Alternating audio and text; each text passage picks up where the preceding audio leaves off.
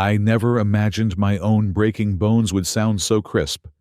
Yet the true horror was my mother standing atop the stairs staring at my crumpled body and telling my father, "Get rid of it." 10 years later, at my Hamptons wedding, my biological parents froze when they saw who walked me down the aisle. It was the man who saved me from the garbage they threw me in, not the father who watched me fall. My name is Daniel Johnson, and for the first 22 years of my life, I existed as a ghost within the walls of my own home. I was not the kind of ghost that haunts or terrifies, but rather the kind that is simply looked through an inconvenient draft in a room perfectly staged for company. If you asked my parents, Thomas and Linda Johnson, they would tell you they had 2 sons. But if you watched them for more than 5 minutes, you would realize they really only had one, Lucas. Lucas was 2 years older than me, a golden boy with a smile that could charm the wallet out of a stranger's pocket, and a work ethic that was non-existent. He was the sun around which my parents orbited. I, on the other hand, was the dark matter, necessary for the universe to exist, perhaps, but entirely invisible to the naked eye.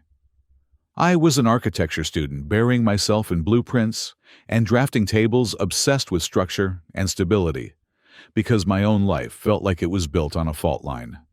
Our family home in Connecticut was a testament to the Johnson philosophy. Image is everything. It was a sprawling colonial revival that looked immaculate from the street, with manicured hedges and a fresh coat of white paint that gleamed in the sunlight. But inside, the foundation was rotting. We were living a lie.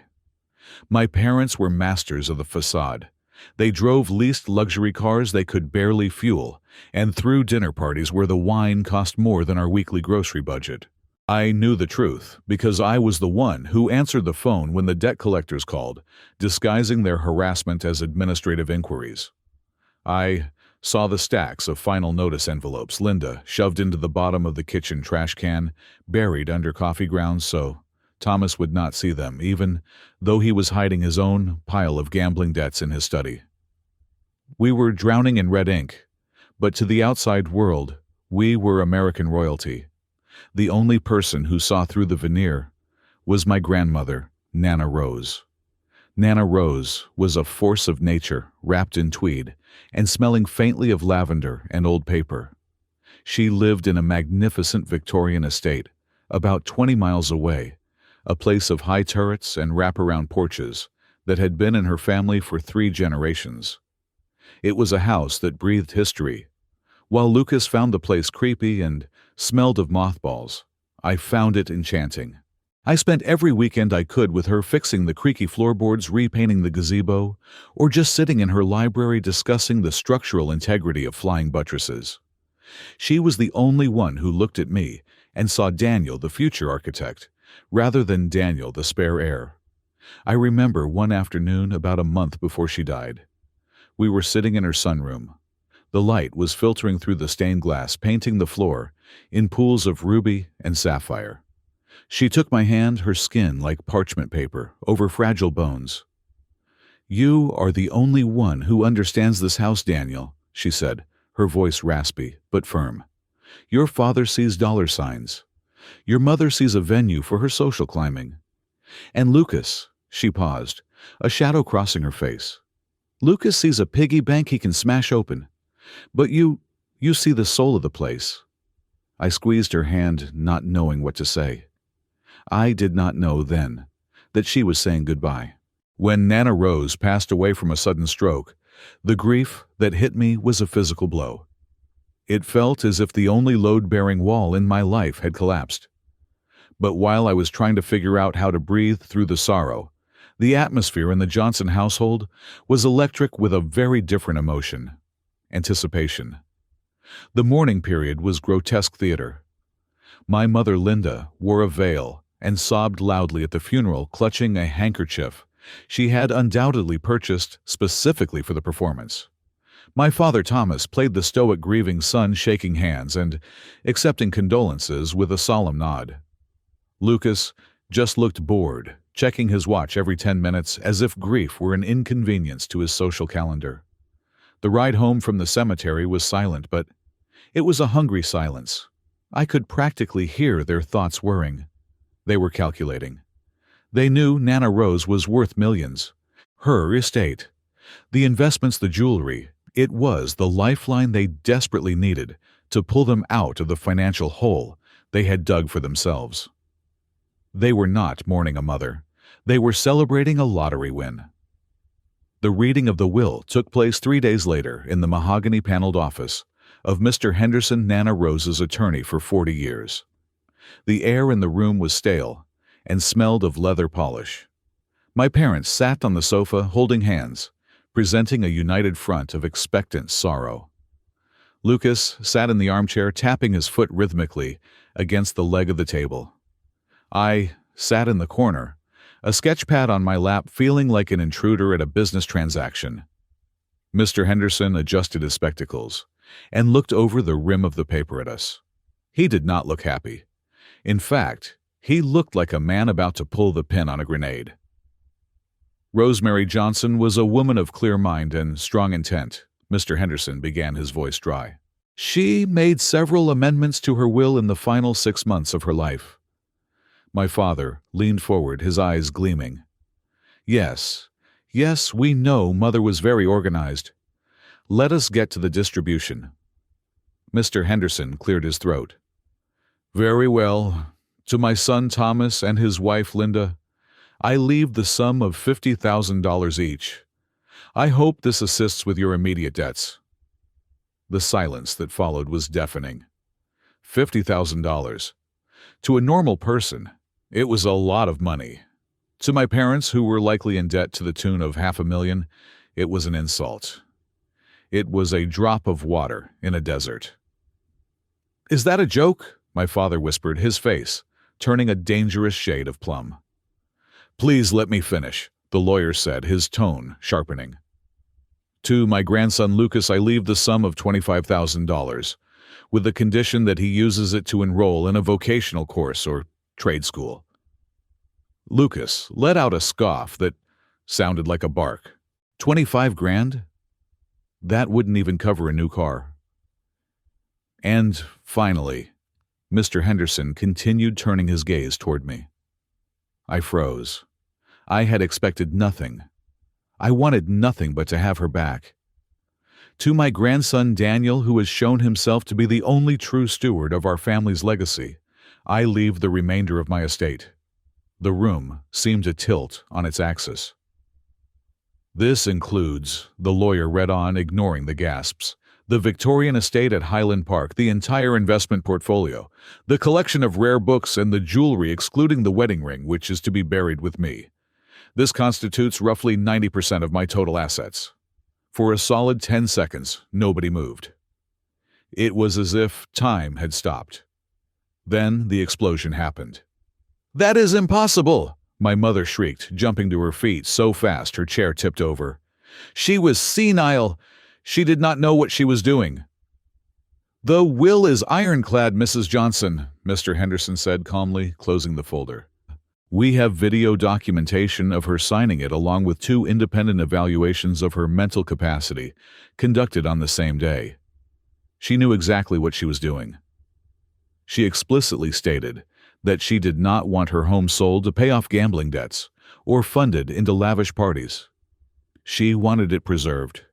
She knew Daniel was the only one who would do that. My father turned to me, and for the first time in my life I saw pure, unfiltered hatred in his eyes. It was not the indifference I was used to. It was a desire to destroy. You, he spat, his voice trembling with rage. You little snake! You poisoned her against us. You spent all those weekends over there whispering lies in her ear, didn't you? I never asked for this, I stammered, gripping my sketchpad.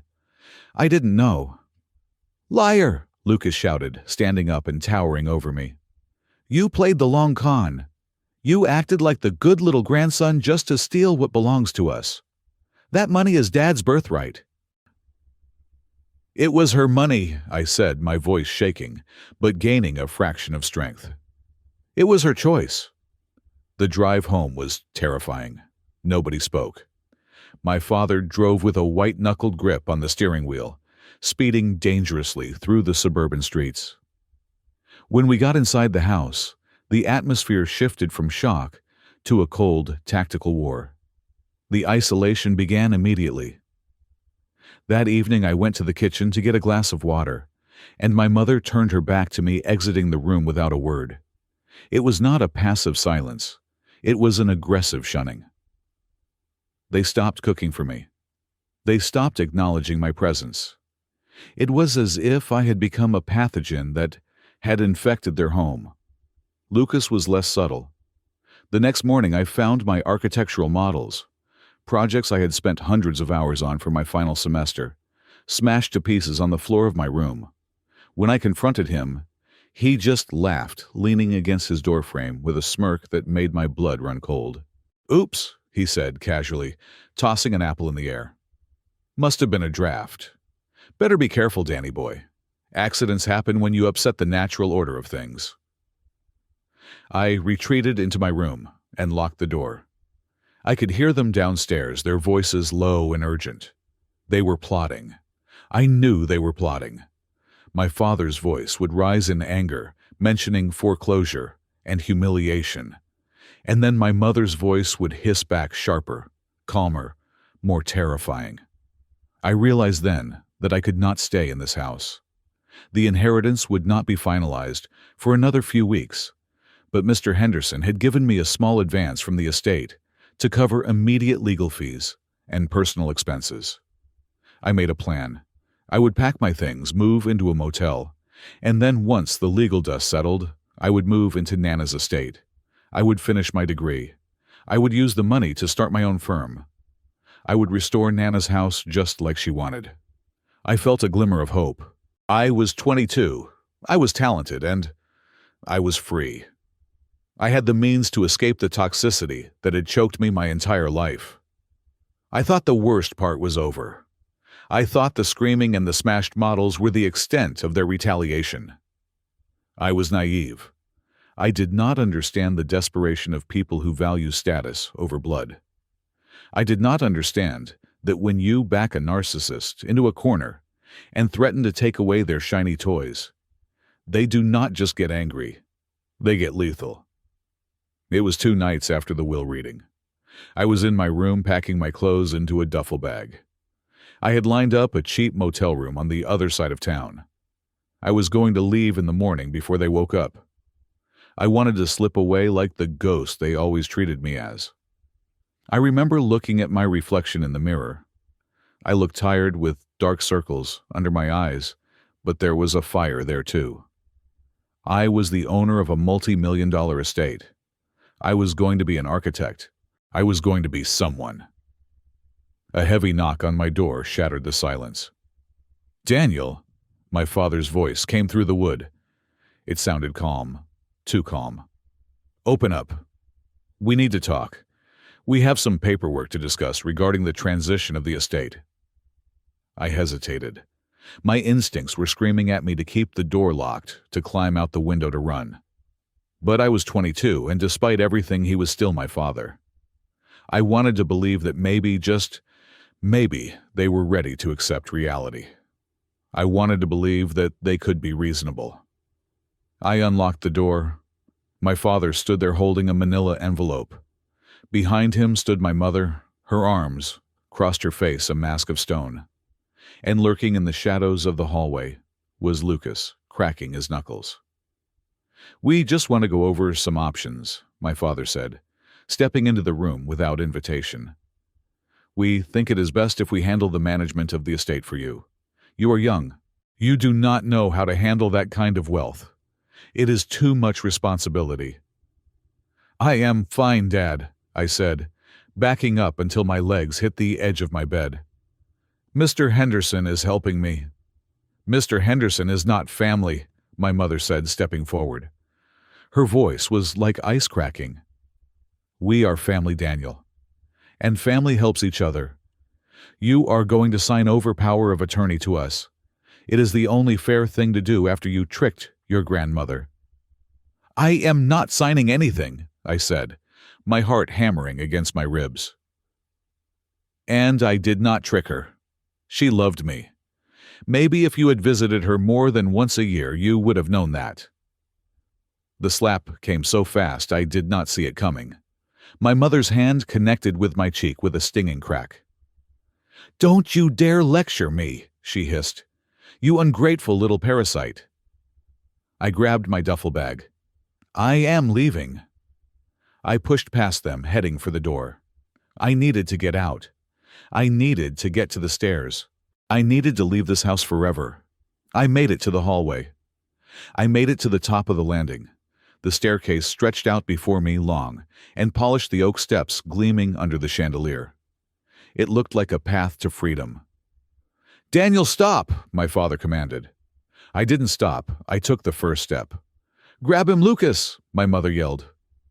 I turned my head just in time to see Lucas lunging at me. He wasn't reaching out to grab my arm. He wasn't trying to restrain me.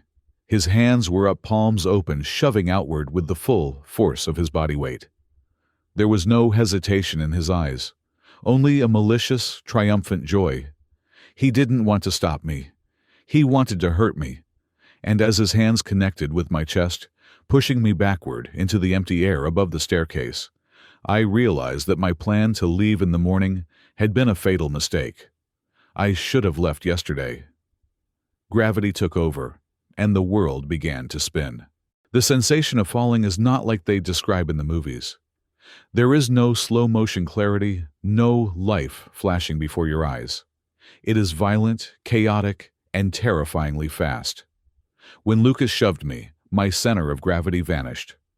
My foot caught on the edge of the top step, acting as a fulcrum that launched my upper body forward and down. The air rushed past my ears with a sound like tearing fabric. I did not scream. I did not have time to inhale enough air to produce a sound. My right shoulder took the first impact against the oak banister, about 4 steps down. The wood, usually so solid and polished, felt like a crowbar slamming into my flesh. The collision spun me around, so I was no longer tumbling head first, but sideways, my limbs flailing like a rag doll tossed into a dryer. I tried to reach out to grab a spindle, a rail, anything to arrest the momentum, but my hands only found empty air and slippery varnish. The second impact was the one that changed my life. Halfway down the staircase, my left leg got tangled in the gap between the balusters. The rest of my body kept moving, propelled by the cruel physics of mass and acceleration. But my leg stayed behind for a fraction of a second, too long. I heard it before I felt it. A sound like a dry tree branch, snapping in a winter storm, loud and wet and sickening. It was a crisp, popping crack that echoed off the high ceilings of the foyer. Then came the pain. It was not a localized sensation. It was a white-hot explosion that originated in my thigh and detonated through my entire nervous system. The torque tore me free from the railing, and I continued the descent, striking my ribs against the edge of a step. Then my hip, and finally my head met the marble floor of the foyer with a dull, heavy thud. The world went black for a second, or maybe a minute. I do not know. When vision returned, it came in blurry, oscillating waves. The ceiling chandelier was spinning its crystals, refracting light into jagged spears that stabbed my eyes. My mouth tasted like copper and dust. I tried to inhale, but my ribs seized up, turning every breath into a shallow, ragged gasp. I tried to move, to push myself up, but a scream ripped itself from my throat. A raw, animalistic sound that I did not recognize as my own. My left leg was twisted at an impossible angle, the foot pointing inward, the thigh distinctively misshapen.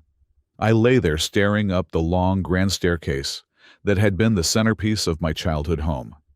It looked like a mountain I had failed to climb. At the summit, 3 silhouettes loomed. I blinked, trying to clear the tears and blood that were trickling into my left eye from a gash on my forehead. I expected to see them rushing down. I expected the thundering of footsteps, the frantic voices of parents, terrified that their son was hurt. I expected the basic human instinct of preservation to kick in. Instead, there was silence. They stood there like statues in a museum, framed by the hallway light behind them. My father Thomas, had his hands gripping the railing, his knuckles white, but he made no move to descend. Lucas was breathing hard, his chest heaving, staring at his hands as if surprised by what they had just done. And my mother. Linda stood perfectly still, her face devoid of panic, devoid of horror. She looked down at me with the clinical detachment of a scientist observing a failed experiment. "Help!" I croaked. The word was a wet bubble of blood. "Mom, Dad, help me!" Lucas took a half-step back, looking at our mother. "I did not mean to push him that hard," he whispered, his voice trembling slightly. "Is he dead?" "He is moving," my father said, his voice flat. "He is awake." "My leg," I sobbed, the pain in my femur radiating up into my pelvis, making my vision gray out at the edges. "Please, call 911. It is broken, please." My mother did not reach for her phone. She did not yell for Thomas to get the car keys. She slowly walked to the edge of the top step, her heels clicking softly on the wood, a sound that was terrifyingly calm against the backdrop of my agony. She looked down at my broken body, at the blood pooling under my head on the expensive Italian marble. "Get rid of it," she said. The words floated down the stairs, heavy and toxic. She did not say help him. She did not say my son. She used the word hit. "Linda," my father asked, looking at her. "If he does not sign, he is worthless," she continued, her voice gaining a steely edge. "If he survives this and walks out of here with that inheritance, we are finished. Thomas, do you understand? We lose everything. The house, the club memberships, the cars. We will be destitute. Lucas will be working at a gas station." "So, what do we do?" Lucas asked, his panic shifting from guilt to self-preservation. "We can't just leave him there." "We wait," she said. And so they waited. The next hour was an eternity of torture that I would not wish on my worst enemy. I lay on the cold floor, shivering uncontrollably, as shock began to set in. My body was shutting down, prioritizing blood flow to the vital organs, leaving my extremities freezing. The pain in my leg was a constant screaming presence, a serrated knife twisting in the marrow of my bone. Every time I tried to move to crawl toward the door, the agony would spike so high I would nearly vomit. I watched them from my vantage point on the floor. They did not come down immediately. They held a conference at the top of the stairs. I could hear snippets of their plan drafted while I bled. "We need a story," my father said. "He was drunk," my mother suggested. "He came home drunk, started a fight and slipped." "He doesn't drink," Lucas countered. "The toxicology screen at the hospital will prove it." "Then we make him drunk," my father said. I saw Lucas disappear into the study and return a moment later with a bottle of expensive scotch, one of the few real assets left in the house. He came down the stairs, stepping carefully over the spots where I had hit the wood, avoiding my gaze. When he reached the bottom, he did not kneel to check my pulse. He stood over me, unscrewed the cap, and poured the amber liquid over my chest, my face, and into my open, gasping mouth. I choked, coughing, as the alcohol burned my throat and stung the open wound on my forehead. The smell was overpowering. It soaked into my shirt, mixing with the metallic scent of blood. "Sorry, little brother," Lucas muttered, tossing the empty bottle onto the floor beside me, so it would look like it fell with me. "Nothing personal, just business." "You are crazy," I managed to whisper, my teeth chattering. "You won't get away with this." "We will," my father said, descending the stairs, now clutching a sheaf of papers and a pen. He looked impeccable, not a hair out of place, while his son lay broken at his feet. "Because you are going to help us." My father crouched down beside me. He did not touch me to comfort me. He leaned in close, his cologne overpowering the smell of scotch and blood. "Daniel," he said, his voice low and urgent. "Listen to me very carefully. You are in a very bad situation. You have fallen. You are hurt. You need a doctor." "Call them," I wheezed. "I will," he promised. "But first we need to settle this inheritance nonsense. It is tearing this family apart. You see what it has done? It has caused accidents. It has caused violence. We need to fix it." He held the papers in front of my face. It was the power of attorney document granting them full control over Nana Rose's estate and my finances. "Sign it," he ordered. "No," I gritted out, closing my eyes. "Go to hell." "If you do not sign it," my father whispered, his lips brushing my ear, "this is how the story goes. We call the police. We tell them you came home drunk and violent. We tell them you attacked your mother. Look at her, Daniel." I opened my eyes. My mother was standing halfway down the stairs. She had ripped the sleeve of her blouse and messed up her hair. She scratched her own neck until it was red. "We tell them you tried to strangle her," my father continued. "Lucas pulled you off, and in the struggle you fell. It was self-defense. With your fingerprints on her neck, which we will make sure happen if you force us, and the alcohol all over you, who do you think they will believe? The grieving parents and the protective brother? Or the ungrateful drunk son who just inherited millions and lost his mind?" "You would send me to jail?" I asked, tears finally spilling over. Not from pain, but from the sheer heartbreak of it. "I will do whatever it takes to protect this family's reputation," he said. "Assaulting a parent? That is prison time, Daniel. You will lose the inheritance anyway. You will lose your architecture degree. You will be a felon. Or you sign this paper. We call 911. We tell them it was a tragic accident. You tripped. We are the loving family who found you. You get the best medical care. You keep your freedom. We just manage the money." The room was spinning faster. The pain in my leg was becoming a dull, thumping roar that drowned out my thoughts. I felt lightheaded. I knew I was losing too much blood. If I passed out, they might just let me die. Or they might frame me anyway. I looked at my mother. She was checking her nails, waiting for the performance to begin. There was no love there. There never had been. "I can't hold the pen," I whispered. My hands were shaking so bad I could not make a fist. "That is okay," my father said soothingly, like he was comforting a child after a nightmare. "We just need a mark. A thumbprint will do for now, and a signature later when you are better. But we need the intent." He took my right hand. He pressed my thumb onto an ink pad he had brought from the desk. Then he pressed my thumb firmly onto the signature line of the document. He did it 3 times on 3 different pages. "And just a scrawl here," he said, placing the pen in my trembling fingers and guiding my hand to make a jagged, unrecognizable line next to the print.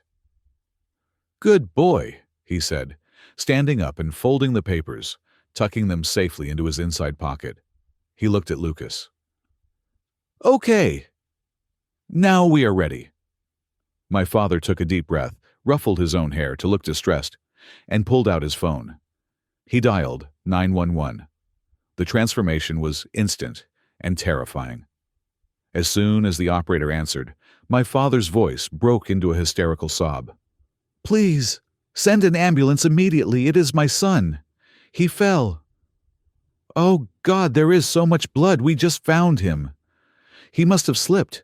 Please, hurry." He hung up and looked down at me, his face instantly returning to that cold, stony mask. "Do not say a word, Daniel," he hissed. "Remember, you tripped. You were drunk. If you change the story, you go to jail." I lay there listening to the distant wail of sirens getting closer, the sound of salvation. But as the darkness finally encroached on my vision, pulling me into unconsciousness, I knew the truth. The paramedics could fix my bone. They could stitch my head. But the part of me that died on that floor, the part that believed in blood and family and love, that was gone forever. They had not just broken my leg. They had severed the last thread connecting me to humanity. And as the darkness took me, the only thing I could hear was my mother's voice echoing in the chamber of my mind. "Get rid of it." Waking up was not a relief. It was a slow, agonizing drag, from a black void into a world that smelled of stale urine, industrial bleach, and hopelessness. I knew immediately that I was not in the private wing of St. Mary's where the Johnson family had always gone for everything from tennis elbows to nose jobs. The sheets scratching my skin were rough, thin cotton that had been washed 1,000 times.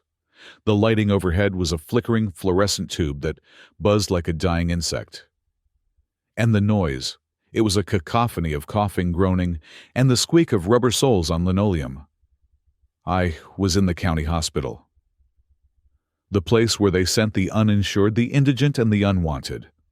I tried to sit up, but a wave of nausea slammed me back against the pillow. My left leg was encased in a heavy plaster, cast that went from my toes all the way up to my hip. It was elevated on a sling, throbbing with a dull, rhythmic pulse that synced perfectly with the pounding in my head. "You are awake," a voice said. I turned my head slowly. It was not my mother. It was not my father. It was a doctor I had never seen before, a man with tired eyes and a coffee stain on his lab coat. He was looking at a chart at the foot of my bed, not at me. "Where is my family?" I croaked. My throat felt like I had swallowed broken glass. "No one has been here," the doctor said flatly. He did not sugarcoat it. In a place like this, there was no time for bedside manner. "You came in with a comminuted fracture of the left femur and a grade 2 concussion. We had to put pins in the bone. It was a messy break." He finally looked at me, his expression unreadable. "The police report says you fell down a flight of stairs while intoxicated. Your blood alcohol level was 0.25. That is dangerously high, son. You are lucky you did not break your neck." I wanted to scream. I wanted to tell him about the scotch forced down my throat, about the push, about the blackmail. But the memory of my father's whisper in my ear froze the words in my throat. Prison time. I was 22, alone, and defenseless. "How long will I be here?" I asked instead. "We need to monitor the head injury for another 24 hours, he said. "Then you are being discharged. We need the bed. You will need extensive physical therapy if you want to walk without a cane, but your insurance, well, the policy on file was canceled yesterday morning. So unless you have cash, you are going to have to rely on the state clinics." Canceled. They had moved fast. For the next day, I lay in that bed, staring at the water stains on the ceiling tiles. I waited. A stupid, childish part of me still waited for them to walk through the door. I thought maybe Linda would feel a pang of maternal guilt. I thought maybe Thomas would worry about appearances enough to show face. But the only person who walked through the door was a man in a sharp gray suit holding a briefcase. It was not Mr. Henderson, my grandmother's lawyer. It was Arthur Blackwood, my father's personal attorney, a man whose smile never reached his eyes. He did not sit down. He stood by the bed looking at the cast with mild distaste. "Daniel," he said, "I am here to deliver some documents and your personal effects." "Where are they?" I asked. "Your parents are distressed," Blackwood said smoothly. "They are heartbroken over your behavior, the drinking, the violence. They feel it is best if there is some distance between you and the family for a while, for everyone's safety." He placed a thick envelope on the bedside table. "What is this?" "Copies of the transfer deeds you signed," he said. "And a notification. Since you have voluntarily relinquished your claim to the estate and expressed a desire for independence, your parents have graciously agreed to let you strike out on your own. You have been removed from the family residence. You are no longer a dependent." "Removed?" I repeated, the word tasting like ash. "I live there." "Valacadia." "Not anymore," Blackwood said. "You have been trespassed from the property. If you return, the police will be called. Your parents are very serious about this, Daniel. They want you to learn responsibility." He checked his watch, a gold Rolex that probably cost more than the education I was about to lose. "Your belongings have been delivered to the front entrance of the hospital. Good luck, Daniel." He turned and walked out, He did not look back. The discharge process was humiliating. The nurses looked at me with pity, the young drunk who had ruined his life. They gave me a set of crutches and a small bag of painkillers that would last maybe 3 days. I had to wear the clothes I came in with, the blood-stained shirt and the pants that had been cut open by the paramedics. I used safety pins to hold the pant leg together over the cast. I hobbled out of the automatic doors into the biting cold of late November. The wind cut through my thin shirt, making me shiver violently. And there they were. To the left of the ambulance bay, near the smoking area, sat 4 black industrial trash bags. They were piled haphazardly, looking like refuse, waiting for the garbage truck. I knew immediately they were mine. I made my way over to them, my crutches clicking on the concrete. I ripped open the first bag. It was my clothes thrown in, willy-nilly, wrinkled and dirty. My sketchbooks were in the second bag, some of them torn, the charcoal drawings I had spent months on, smeared and ruined. My laptop was missing. My drafting tools were missing. Anything of value had been stripped away. I sat down on the curb next to the trash bags, ignoring the cold dampness seeping into my pants. I dug through the pockets of my jeans. My wallet was there, but it was empty. My credit cards were gone. My phone was their screen-cracked battery blinking red at 4%. I had no money. I had no home. I had a broken leg and 4 bags of trash. I did the only thing I could think of. I dialed my mother. It rang 4 times. I was about to hang up when the line clicked open. "Hello." Her voice was crisp, impatient. I could hear the clinking of silverware in the background. They were eating lunch. "Mom," I said, my voice breaking. "Mom, I am at the hospital. They kicked me out. My stuff is on the curb in garbage bags. Mom, please. I have nowhere to go." There was a silence on the other end. It lasted so long I thought the connection had died. Then she spoke. Her voice was devoid of warmth, devoid of anger. It was just cold, hard indifference. "You made your choice, Daniel," she said. "You wanted to fight us. You wanted to be difficult."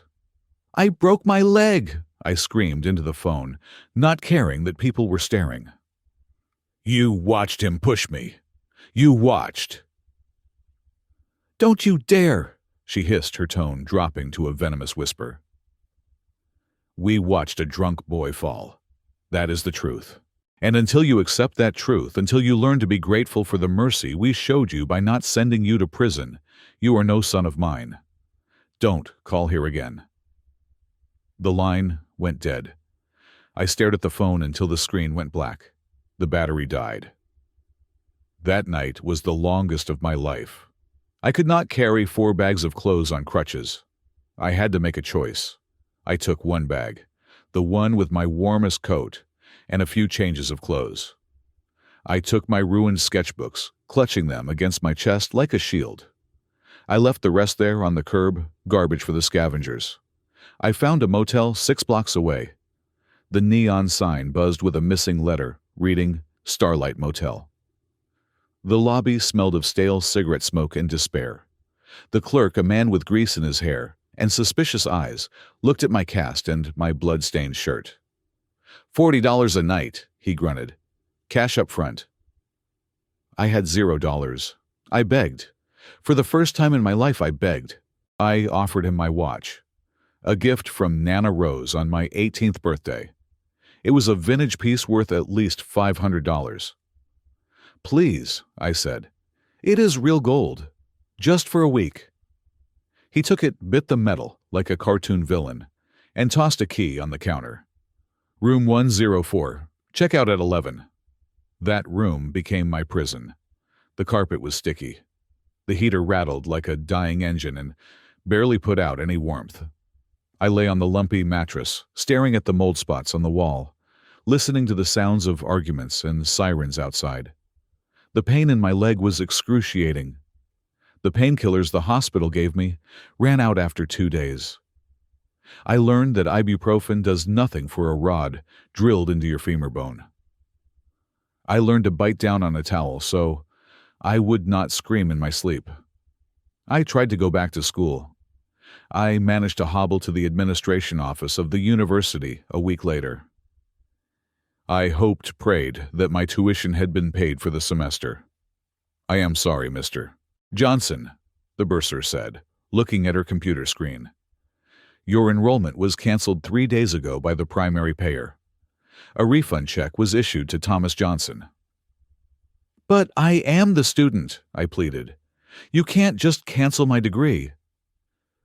"The tuition was not paid by you," she said gently. "And without funding, we cannot keep you enrolled. You have an outstanding balance for the lab fees, unless you can pay $3,000 today." I walked out of the campus, leaving my dream of being an architect behind in the heavy oak doors. Survival became the only goal. I could not get a real job. No one wanted to hire a guy who looked like a homeless junkie with a broken leg and no fixed address. I finally found a place that did not ask questions. It was a greasy spoon diner on the edge of the industrial district called Sal's. Sal was a giant of a man with a stained apron and a heart made of granite. "I need a dishwasher," he said, looking at my crutches. "Can you stand?" "Yes," I lied. $5 an hour, under the table. You eat the leftovers. You break a plate, you pay for it. It was slave labor. It was illegal. It was my only lifeline. For the next month, I stood at a sink for 10 hours a day. The hot water scalded my hands until they were red and raw. The steam made my cast itch uncontrollably.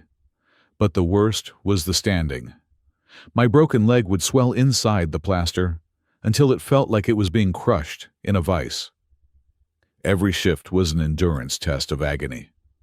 I would lean my weight against the metal sink to take the pressure off, biting my lip until it bled. I lived on leftover toast and half-eaten burgers that customers left behind.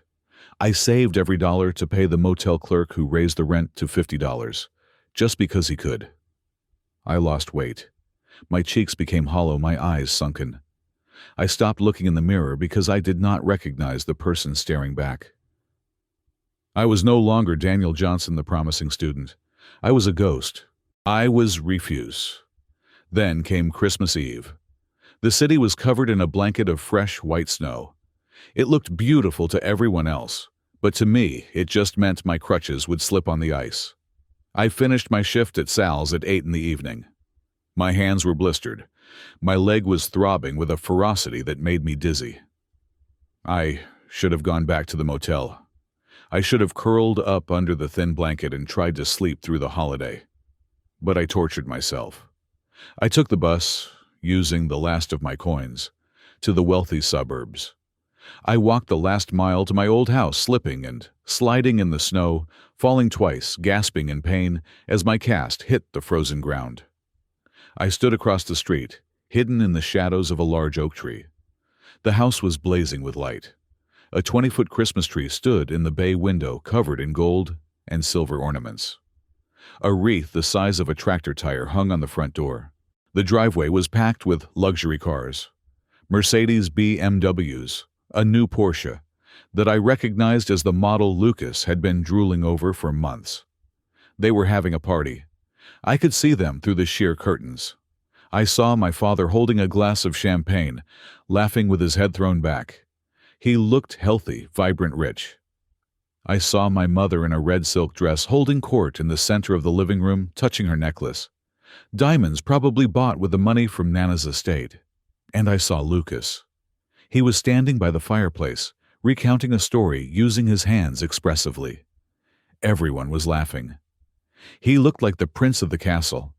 They were drinking wine that cost more than I had earned in a month. They were eating food paid for by the woman who had loved me, the woman whose legacy they had stolen.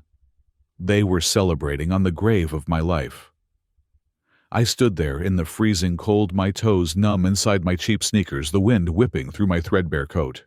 I watched them for an hour. I watched them toast. I watched them exchange gifts. I realized then that they did not miss me. They did not feel guilt. They were relieved. I was the stain they had scrubbed out of the carpet. I was the loose thread they had snipped off. Something inside me broke that night, deeper than my femur. The sadness that had been Weighing me down the pathetic hope that they would come for me, it evaporated. In its place, something else formed. It was cold. It was hard. It was sharp. It was hate. Pure, crystalline hate. I looked at the warm glow of the window one last time. I memorized the way they laughed. I memorized the arrogance in their posture. "Enjoy it," I whispered, my voice lost in the howling wind. "Eat, drink, and be merry. Spend every cent. Because I am not dead. And one day I am going to take it all back." I turned away from the house, planting my crutches firmly in the snow. The pain in my leg was still there, but I barely felt it anymore. I had a new fuel to keep me moving. I was going to survive this, not because I wanted to live, but because I needed to see them fall. I began the long walk back to the bus stop, leaving a trail of 3 distinct marks in the snow. 2 footprints and the drag of a broken life that refused to end. 2 years had passed since I limped away from that snow-covered house, leaving my biological family to their champagne and stolen fortune. Time is a strange architect. It does not heal all wounds. Sometimes it just builds scar tissue over them, layer by calcified layer, until the pain is buried deep enough that you can almost pretend it is not there. I am 24 years old now. I was no longer the scared boy in the hospital bed. I was a ghost, haunting the service corridors of the city, a man made of silence and grease. I worked at the Vanguard Tower, a 40-story monolith of glass and steel in the financial district. My title was Facilities Maintenance Associate, which was a polite corporate way of saying I plunged toilets, changed flickering light bulbs, and mopped up spills that the executives in $3,000 suits were too important to notice. It was a job. It paid the rent for my studio apartment. A closet-sized room that smelled of boiled cabbage, but it was mine. It put food in my stomach, and most importantly, it allowed me to be invisible. My leg never fully healed. Without proper physical therapy, the muscles had atrophied, and the bone had knitted together with a slight misalignment. I walked with a permanent hitch in my stride, a rhythmic step-drag step that signaled my approach long before I arrived. On bad days when the rain lashed against the windows of the tower, the ache in my femur was a dull, grinding noise that only I could hear. It was a Tuesday night just past 11 in the evening. The building was mostly empty, save for the cleaning crews on the lower levels and a few workaholic bankers burning the midnight oil on the upper floors. I was in the basement workshop organizing my tool belt when the emergency panel on the wall buzzed. A red light flashed urgently. Elevator 4. Malfunction. Between floor 38 and 39. Elevator 4 was the executive lift. It was a private, high-speed capsule reserved for the C-suite gods who ran the world from the penthouse offices. I grabbed my radio and keyed the mic. "Dispatch, this is Johnson. I have a red light on 4. Are we calling the fire department?" The voice of the night security guard crackled back, sounding bored. "Yeah, I see it. I called the elevator company. They said their technician is stuck on a job in Queens. Estimated time of arrival is 2 hours. Fire department says unless there is a medical emergency or a fire, they are deprioritized due to the storm." 2 hours? I looked at the panel. "Is there anyone inside?" Cameras show 2 passengers, an older couple. They look calm, but the ventilation fans are showing an error too. It is going to get hot in there. 2 hours in a sealed steel box with failing ventilation. Panic attacks kill people faster than fire sometimes. "I am going up," I said, grabbing my heavy tool bag. "Just wait for the tech, Johnson," the guard said. "You are not certified for lift mechanics." "I am just going to check the manual override," I lied. "I am not going to let them suffocate." I took the service elevator to the 38th floor. My leg protested the urgency, sending sharp spikes of pain up my hip with every step, but I grit my teeth and pushed through it. I knew the anatomy of this building better than the architects who designed it. I spent my lunch breaks studying the blueprints in the archives, tracing the HVAC lines and the structural load points, just to keep my mind sharp. I knew that the Vanguard Tower had a flaw in its secondary power, coupling for the high-speed lifts. If a surge hit the safety brakes clamped down too hard, freezing the car and tripping the door locks. I reached the machine room on the roof level, sweating from the exertion. The room hummed with the sound of massive turbines. I found the winch motor for Car 4. It was seized just as I suspected. The digital display was flashing an error code that meant safety lock engagement. I could have waited. I could have sat on a crate and read a magazine while two strangers hyperventilated in a dark box 2 floors down. That is what a minimum-wage janitor was supposed to do. But the architect in me, the part of me that my family tried to kill, could not stand to see a system fail. I bypassed the digital controller and went for the manual release wheel. It was a heavy iron crank, designed to lower the car slowly to the nearest floor landing. I hooked my arm through the spokes and pulled. It would not budge. I needed leverage. I braced my good leg against the turbine housing and threw my entire weight into the wheel.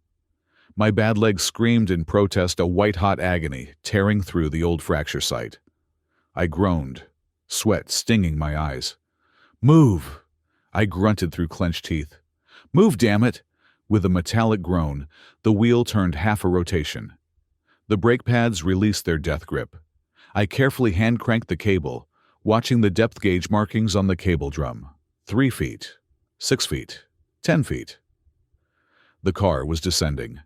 I felt the satisfying clunk as the car aligned with the 38th floor doors.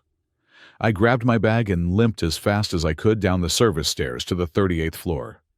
I jammed my emergency key into the landing door and torqued it. The doors hissed and slid open. The executive car was there, hovering perfectly level with the floor. The lights inside had dimmed to the emergency backup, casting a ghostly blue glow. Inside stood a man and a woman. They were holding each other. The man was tall with silver hair and a tuxedo that looked like it cost more than my entire existence. The woman was elegant, wearing a long evening gown, her face pale, but composed. When the doors opened, the rush of fresh air hit them, and I saw their shoulders sag with relief. "Are you folks okay?" I asked, wiping grease from my forehead with the back of my sleeve. The man stepped forward. He did not look at me like I was a servant. He looked at me with intense, piercing blue eyes. "We are now," he said, his voice deep and steady. The air was getting thin. "We thought we were going to be there all night." "Tech is 2 hours out," I explained, offering a hand to the woman to help her step over the threshold. "I figured you did not want to wait." The woman took my hand. Her grip was warm and firm. "Thank you," she said softly. She looked at my name tag stained with oil. "Thank you, Mr. Johnson." "Just Daniel, ma'am."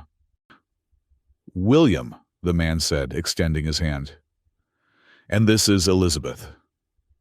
I shook his hand, feeling the calluses of a man who might wear suits now, but had worked hard to get there. "You should take the service elevator down. The other main cars are on the same circuit. I do not trust them right now." I escorted them down.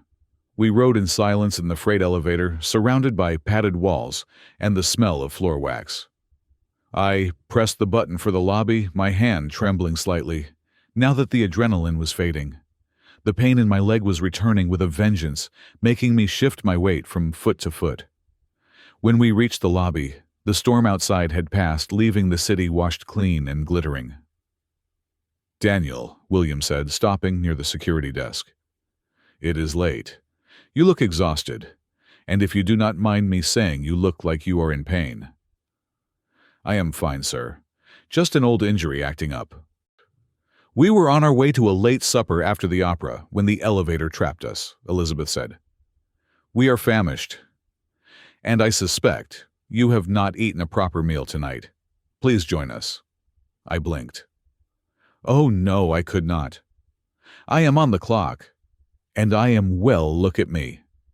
I gestured to my gray jumpsuit, stained with grease and sweat.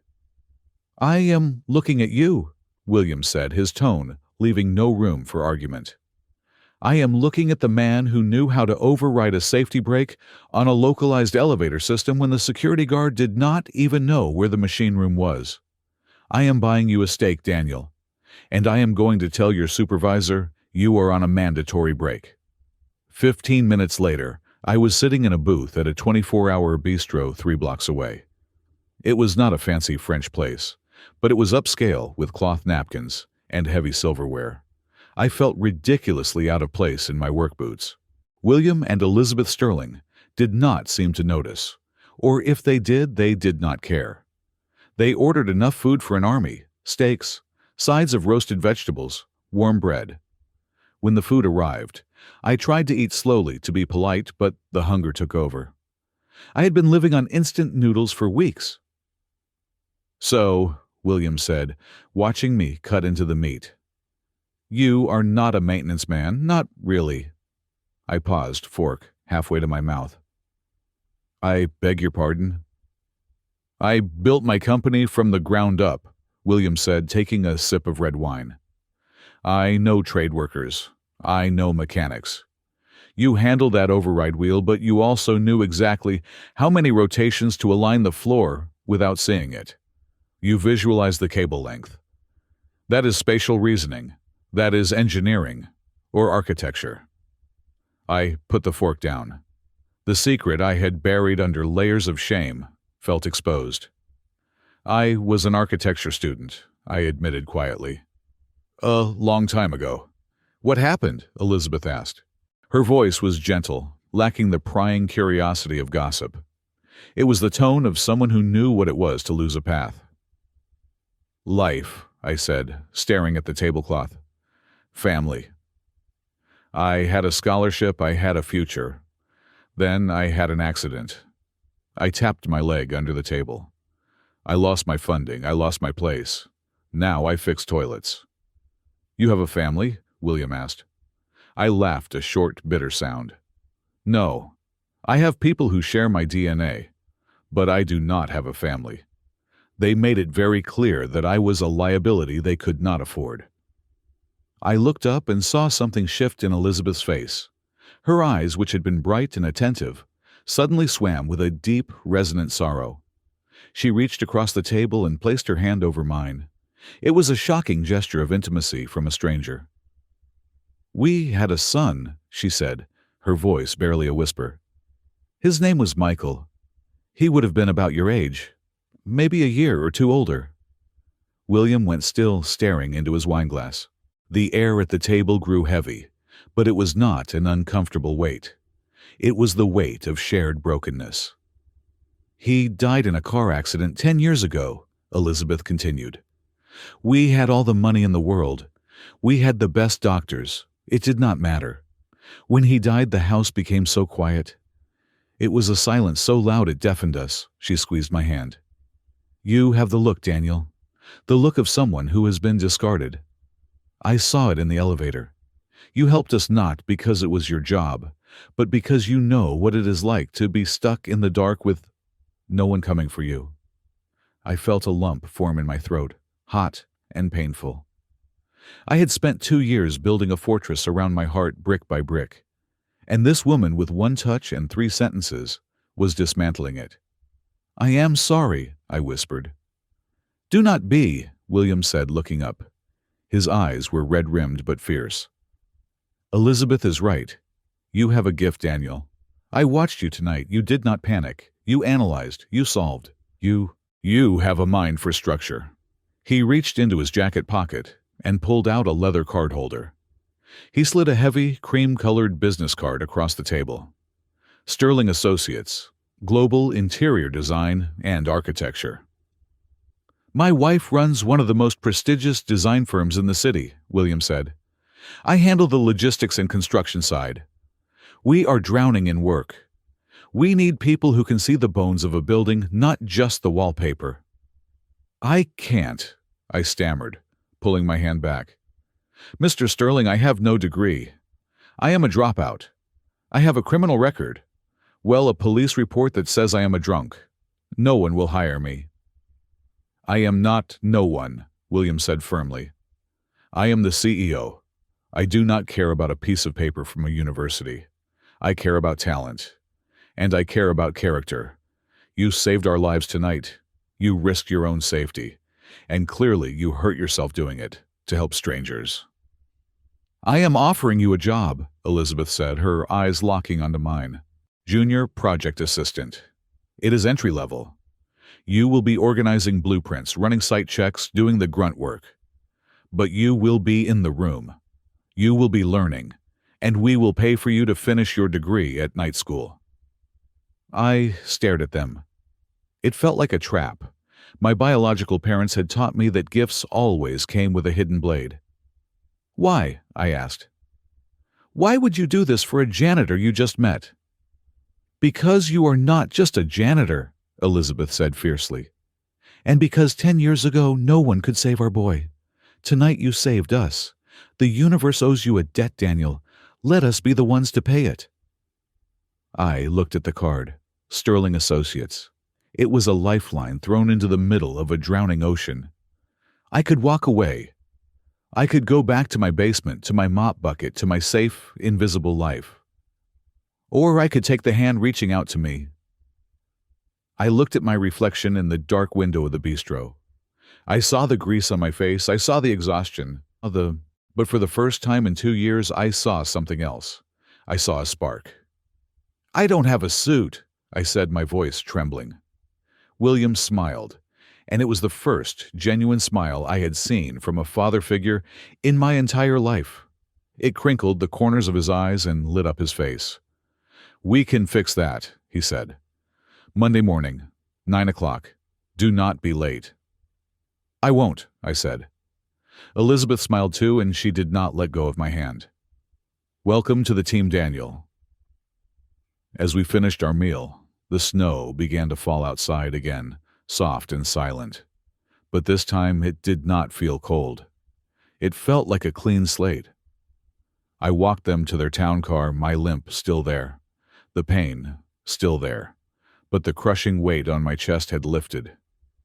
I watched the car drive away carrying the 2 people who had just rewritten my destiny. I stood on the sidewalk breathing in the crisp night air. For 2 years, I had been surviving on hate, fueled by the desire to see my biological family suffer. But as I turned to head back to my small apartment, I realized something terrifying and wonderful. Hate can keep you alive, but only love can make you human again. And for the first time I felt like I might actually have a chance to be human. I looked at the card in my hand one last time before tucking it into my pocket, right next to my heart. Daniel Sterling, I whispered to the empty street, testing the sound of it. It was just a thought, a silly fantasy, but it sounded right. It sounded like home. 5 years is a deceptive amount of time.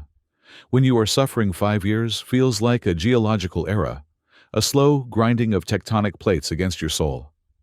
But when you are healing, when you are building, 5 years passes in the blink of an eye. If you had told the 24-year-old janitor, limping through the basement of Vanguard Tower, that in 5 years he would be standing on the top floor of that same building, not to fix a toilet, but to unveil a blueprint for the city's new cultural center, he would have laughed in your face. Or cried. Probably cried. But here I was. I adjusted the cuffs of my navy bespoke suit, a suit that actually fit tailored to hide the slight asymmetry of my stance. I looked out the floor-to-ceiling windows at the Manhattan skyline. It was the same city I had lived in my whole life, yet it looked entirely different from this altitude. It looked like a canvas. Daniel? I turned to see William Sterling standing in the doorway of my office. His hair was a little whiter than the night we met in the elevator, but his eyes were just as sharp. He was holding 2 cups of coffee from the artisanal place down the street that I liked. You are early, I said, taking the cup. I am the boss, he winked. I am allowed to be early. Plus, I wanted to catch you before the press junket. How is the leg today? Good, I said, and I meant it. I did 3 miles on the treadmill this morning. No pain. That was the first miracle the Sterlings had performed. The week after I started as a junior assistant, Elizabeth had marched me to the office of Dr. Aris, a Swiss orthopedic specialist, whose waiting list was usually 6 months long. She sat in the waiting room for every single appointment. When the insurance companies balked at the cost of the reconstructive surgery, I needed to fix the malunion in my femur. William wrote a check for $80,000 without blinking. "Fix him," William had told the surgeon. "He has mountains to climb." The rehab had been brutal.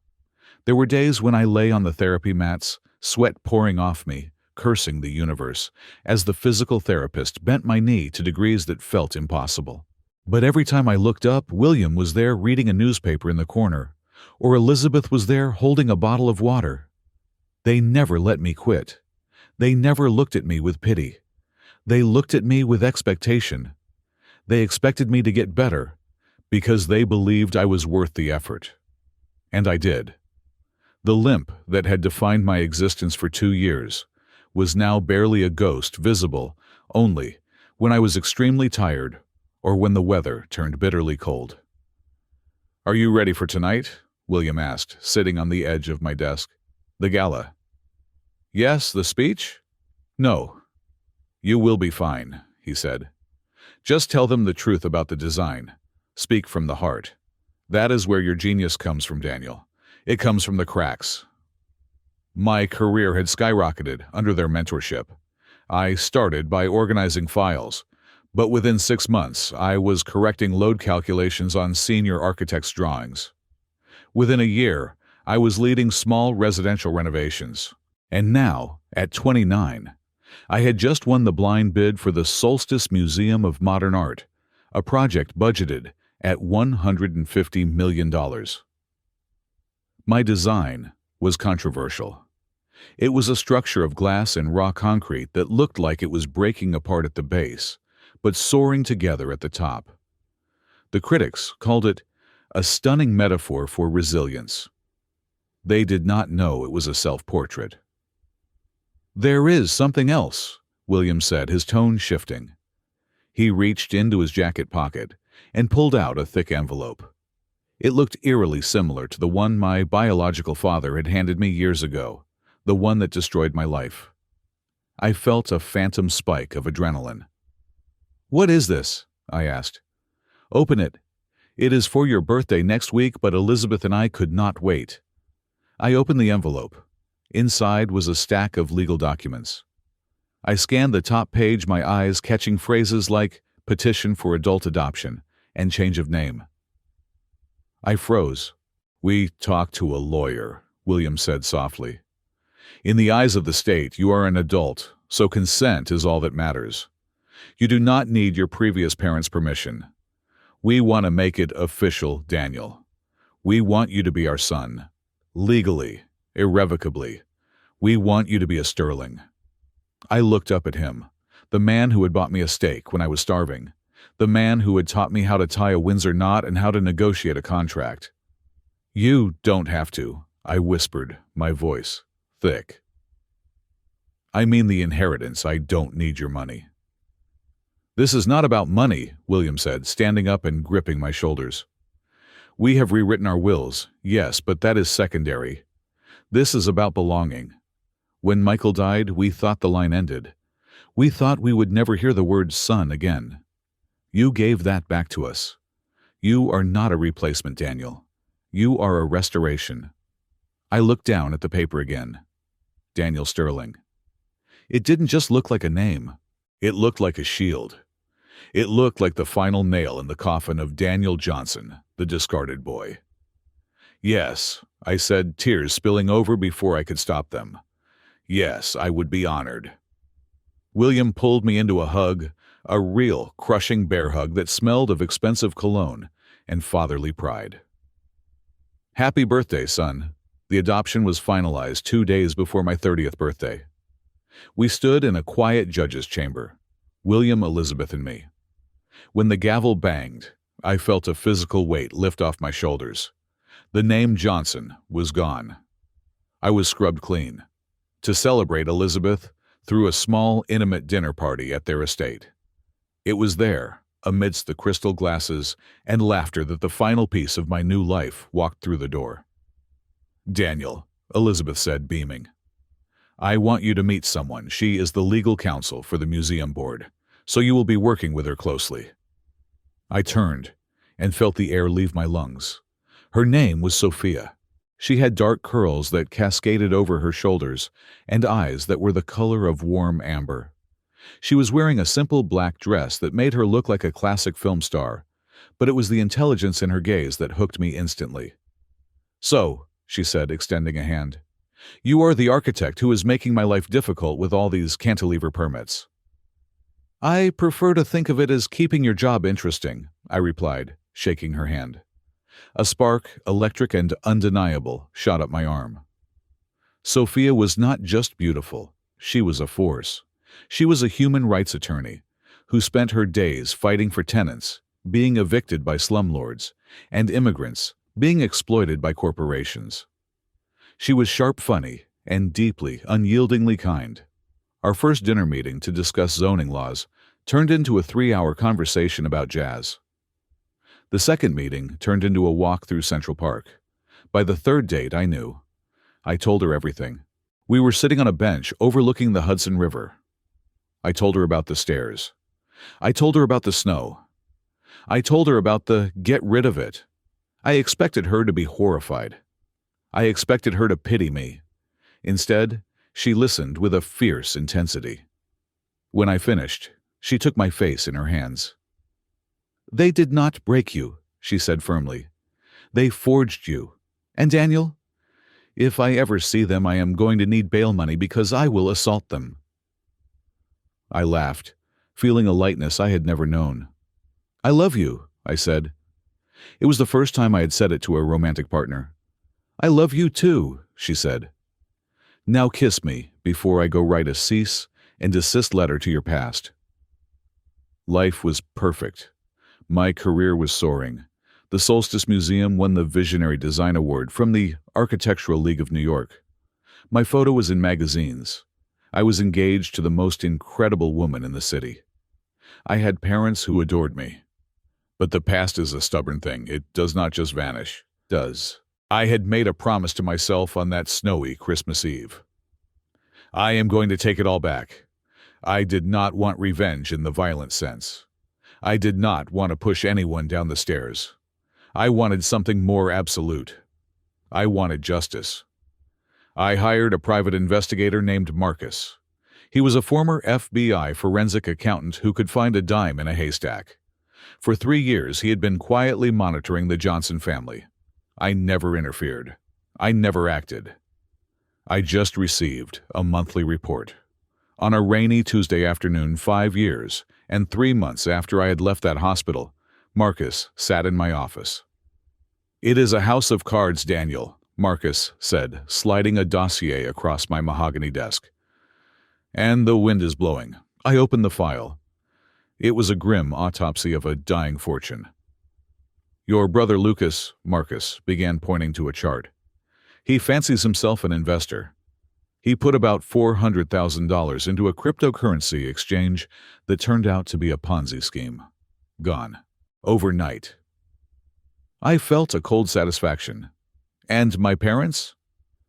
"Thomas has a gambling problem. We knew that. But it escalated.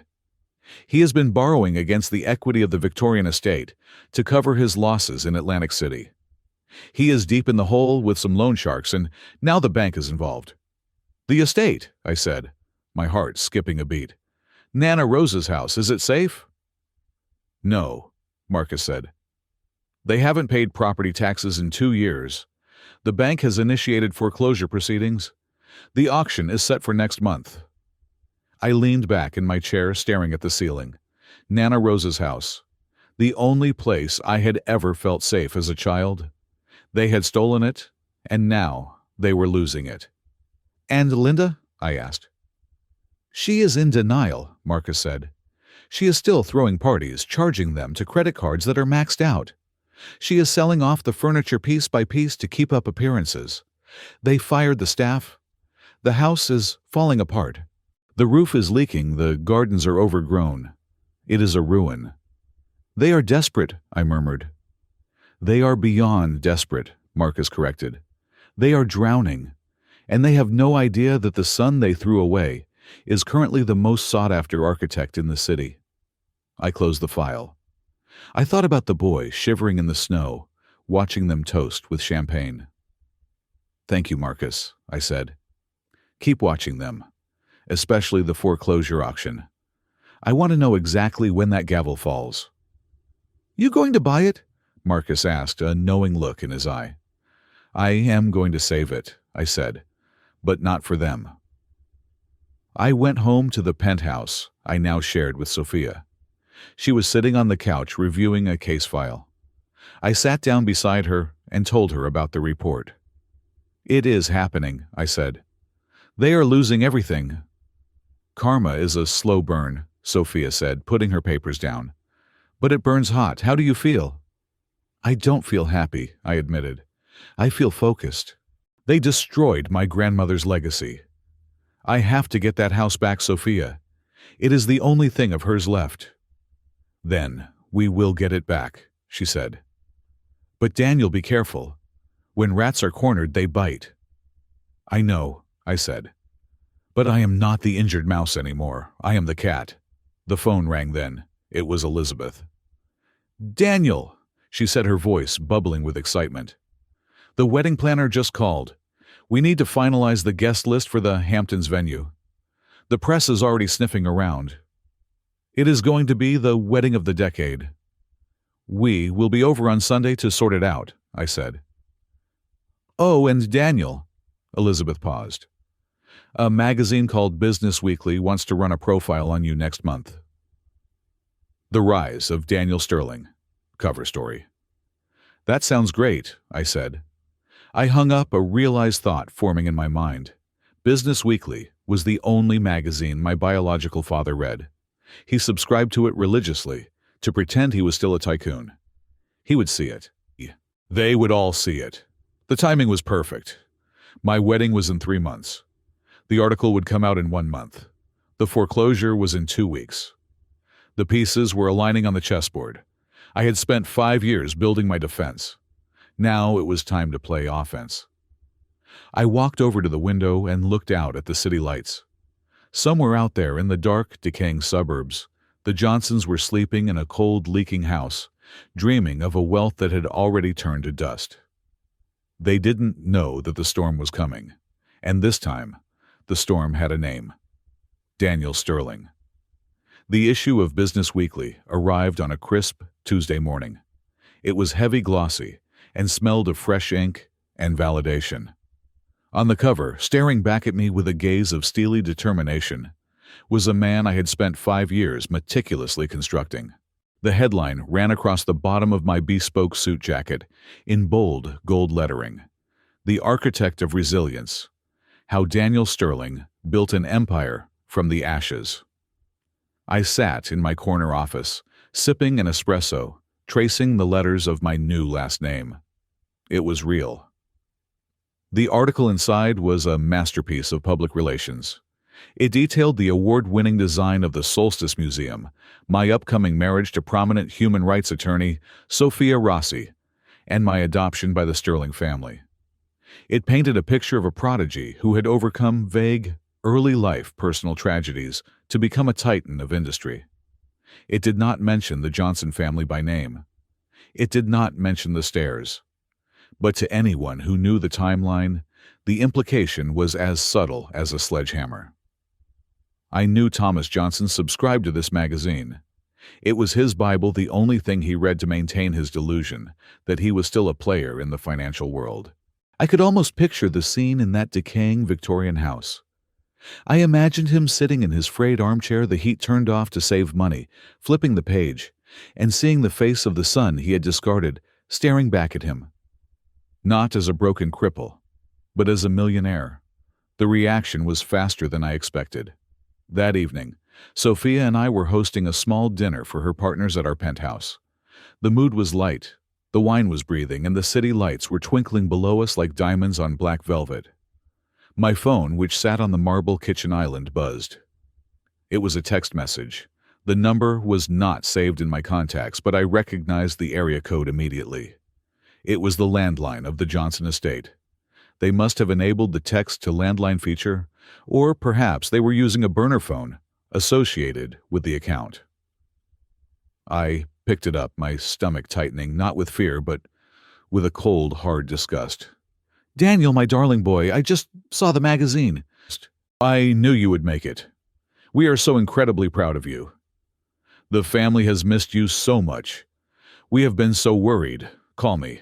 We need to talk. Love, Mom." I stared at the screen. The audacity was breathtaking. There was no apology, no mention of the hospital, no mention of the trash bags on the curb, no mention of "get rid of it." Just a rewriting of history so brazen it bordered on insanity. She was trying to gaslight me through a text message. She was acting as if I had simply gone away to boarding school and forgotten to write. "Who is it?" Sophia asked, coming up behind me and wrapping her arms around my waist. She rested her chin on my shoulder, looking at the screen. Her body went rigid against mine. "Is that her?" "Linda," I said, unable to even call her mother anymore. "She is proud of me." "She is proud of your bank account," Sophia corrected, her voice sharp. "Do not reply." "I have no intention to," I said. I tapped the screen, blocked the number, and set the phone down. "They are fishing. They see the bait and they are starving." "They will not stop with a text," Sophia warned. "You know that, right? Narcs do not give up supply that easily." She was right. The text was just the opening salvo. 3 days later, the ghost manifested in the flesh.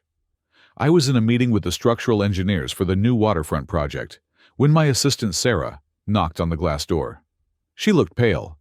Sarah was a tough girl from the Bronx who took no nonsense, so seeing her rattled put me on high alert. "Mr. Sterling," she said, stepping inside and closing the door behind her. "Security is on line 1. There is a situation in the lobby." "What kind of situation?" "There is a man," she hesitated. "He is shouting. He claims he is your brother. He says it is a family emergency. He is refusing to leave until he sees you. He is making the receptionist very uncomfortable." The room went silent. The engineers looked at me, confusion written on their faces. They knew me as an only child of the Sterlings. "Excuse me, gentlemen," I said, standing up and buttoning my jacket. I kept my face perfectly impassive. "I need to handle this." I walked to the elevator bank. I did not take the private executive lift. I took the main glass elevator that descended right into the center of the atrium. I wanted to see him before he saw me. As the elevator glided down 30 floors, I watched the lobby come into view. It was a cavernous space of white marble and abstract art designed to intimidate and impress. In the center, near the security desk, a scuffle was occurring. Lucas Johnson stood there. He was unrecognizable from the golden boy I remembered. The last time I saw him, he was wearing a cashmere sweater and laughing by a fireplace while I froze in the snow. Now, 5 years later, he looked like a man eroding. He was wearing a suit that was clearly expensive once, but was now ill-fitting and stained. His hair was thinning. His face was puffy, the skin gray and slack, telling the story of too much cheap alcohol and too many sleepless nights. He was waving his arms, yelling at the head of security, a massive man named Tiny. "I am his brother!" Lucas screamed, his voice cracking. "Call him! Tell him Lucas is here. He will want to see me." The elevator doors opened with a soft chime. I stepped out.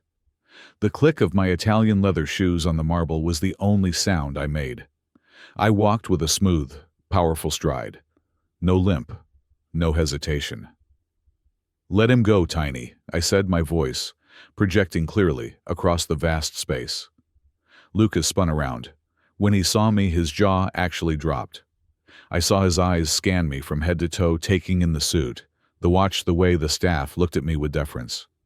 He looked at me like a starving dog looks at a butcher. "Daniel," he breathed, taking a step forward. "My God, look at you." "Stay there," I said. I did not raise my voice, but the command stopped him dead in his tracks. I stopped 10 feet away from him, close enough to smell the stale bourbon on his breath, far enough to keep my world separate from his. "What are you doing here, Lucas?" "I came to congratulate you," he stammered, putting on a grotesque parody of a smile. "We saw the article. Mom and Dad are so happy. We thought, well, it has been 5 years. We should bury the hatchet. Family is family, right?" "We are not family," I said coldly. "And there is no hatchet. There is only a criminal record you managed to avoid and a hospital bill I had to pay." Lucas's smile faltered. He looked around the lobby. People were watching. Employees were whispering behind their hands. He realized the charm offensive was not going to work. He shifted tactics instantly, his face crumbling into a mask of pathetic desperation. "Daniel, please," he lowered his voice, stepping closer. "We are in trouble. Real trouble. Dad messed up. The investments tanked. The creditors are calling every day. They are going to take the house." "Which house?" I asked. "The one you live in. Or the one you stole from Nana Rose." He flinched. "It is Nana's house. They are foreclosing next week. Daniel, you can't let them take Nana's house. You love that place. You have money now. I mean," he gestured vaguely at the skyscraper around us. "You are loaded. Just a loan. $5,000, maybe 10. Just to get the bank off our backs for a month while I close a deal. I promise I will pay you back." It was pathetic. He was begging for pocket change. $10,000 was what I billed for a single consultation hour. But it wasn't the money. It was the principle. "You want me to save the house," I repeated slowly. "Yes. Yes, please. For Nana." "The same house," I continued, my voice dropping to a dangerous whisper. "Where you stood at the top of the stairs and shoved me into the void. The same house where you poured scotch down my throat while I lay with a broken femur. The same house where you watched them drag me out like garbage." Lucas went pale. "It was an accident. We were all stressed. We didn't mean for you to get hurt that bad. Mom was just—" "Mom said get rid of it," I interrupted. "I remember every word, Lucas. I remember the sound of my bones snapping. And you think I am going to write you a check?" "We are blood," he hissed, anger flashing in his eyes, now that the begging had failed. "You owe us. We raised you. You ungrateful little freak. You think just because you changed your name you are better than us. You are still just the spare." "I am not the spare anymore," I said calmly. "I am the owner of this building. And you are trespassing." I nodded to Tiny. "Please escort Mr. Johnson out," I said. "If he returns, arrest him." "Daniel, wait!" Lucas screamed, as Tiny grabbed his arm. The physical contact shattered his composure. He began to struggle, his shoes squeaking on the polished floor. "You can't do this! Mom is sick! Dad is going to have a heart attack! We have nothing! You have to help us!" "I don't have to do anything," I said, turning my back on him. "I already paid my dues. I paid them with 5 years of my life." "I will go to the press," Lucas shouted, his voice echoing, as he was dragged toward the revolving doors. "I will tell them the truth. I will tell them you abandoned your dying parents. You will look like a monster." I stopped. I turned my head slightly, just enough to look at him one last time over my shoulder. "Go ahead," I said. "Tell them. But remember, Lucas, I have the medical records, and I have the best lawyers in the city. If you say one word to the press, I will sue you for everything you don't have, and I will make sure the police reopen the investigation into my accident. The statute of limitations on attempted murder is quite long." Lucas went silent. The threat landed. He knew I wasn't bluffing. Tiny shoved him out the door. I watched through the glass as Lucas stumbled onto the sidewalk, straightening his jacket, shouting something at the building before disappearing into the crowd of pedestrians. I took a deep breath. My hands were steady. My heart rate was elevated, but not from fear. It was the thrill of the hunt. I went back upstairs. I called Marcus immediately. "He was just here," I told the private investigator. "I know," Marcus said. "I have a guy tailing him. He went straight to a payphone. Smart enough not to use his cell, I guess. He called the house.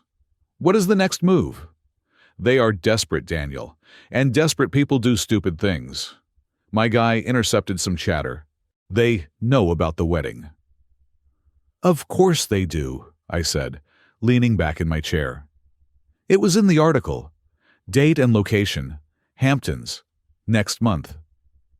"They are planning a trip," Marcus said. "They are selling the last of the jewelry, Linda's engagement ring, to rent a car and buy decent clothes. They think if they show up at the wedding in front of all the cameras and the high society guests, you will be forced to acknowledge them. They think you will pay them off to avoid a scene." I smiled. It was a cold, sharp smile. "Let them come," I said. "You want them there?" Marcus sounded surprised. "Daniel, they will ruin the day. They will scream and shout." "No," I said. "They won't, because we are going to be ready. Sophia and I talked about this. We don't want to hide anymore. If they want to show Marcus, we are going to give them a show. But it is not going to be the one they wrote." I looked at the calendar on my wall. The foreclosure auction for Nana Rose's estate was in 2 weeks. The wedding was in 4 weeks. "Marcus," I said, "I need you to contact the bank holding the note on the Victorian estate. Tell them I want to buy the debt, directly, before it goes to auction. I want to be the one holding the deed when the eviction notice is served." "You are going to evict your parents?" "No," I said. "I am going to let them live there until the wedding. I want them to have hope. I want them to think they can still win. It will make the fall so much more satisfying." "You are a cold man, Daniel Sterling," Marcus said, but I could hear the admiration in his voice. "I learned from the best," I replied. I hung up the phone. I looked out at the city again. The ghosts had returned, yes. They were scratching at the door, wailing for attention. But they didn't realize that the house they were trying to haunt was now a fortress, and the boy they used to terrorize was the one holding the keys. I went back to work. I had a museum to build, a wedding to plan, and a trap to set. And everything was going exactly according to schedule. The war room was not a bunker deep underground. It was the sun-drenched dining room of the Sterling estate in the Hamptons, where the tables were currently buried under mountains of cream-colored cardstock floral arrangements and seating charts. But make no mistake, we were planning a battle. The wedding was 7 days away. The weather forecast predicted clear skies and 70-degree temperatures. The menu was finalized. The band was booked. But there was one variable that refused to be categorized: the Johnson family. I was pacing the length of the room, my limp slightly more pronounced as my stress levels spiked. "I want a hard perimeter," I told William, who was calmly sipping iced tea while reviewing the logistics binder. "I want photographs of Lucas, Linda, and Thomas distributed to every security guard. I want checkpoints at the main gate and the beach access. If they step foot on the sand, I want them arrested for trespassing." I stopped pacing and looked at him. "I am serious, William. I do not want them breathing the same air as Sophia. I do not want them turning the happiest day of my life into a reality TV brawl." William looked up, his expression thoughtful. "We can do that, Daniel. We have hired a private security firm that usually protects heads of state. If you say the word, the Johnsons will be stopped 5 miles from the venue." "But," a voice cut in from the doorway. I turned. Sophia walked in carrying a heavy leather briefcase. She looked tired but electric, the way she always did when she was about to close a major case.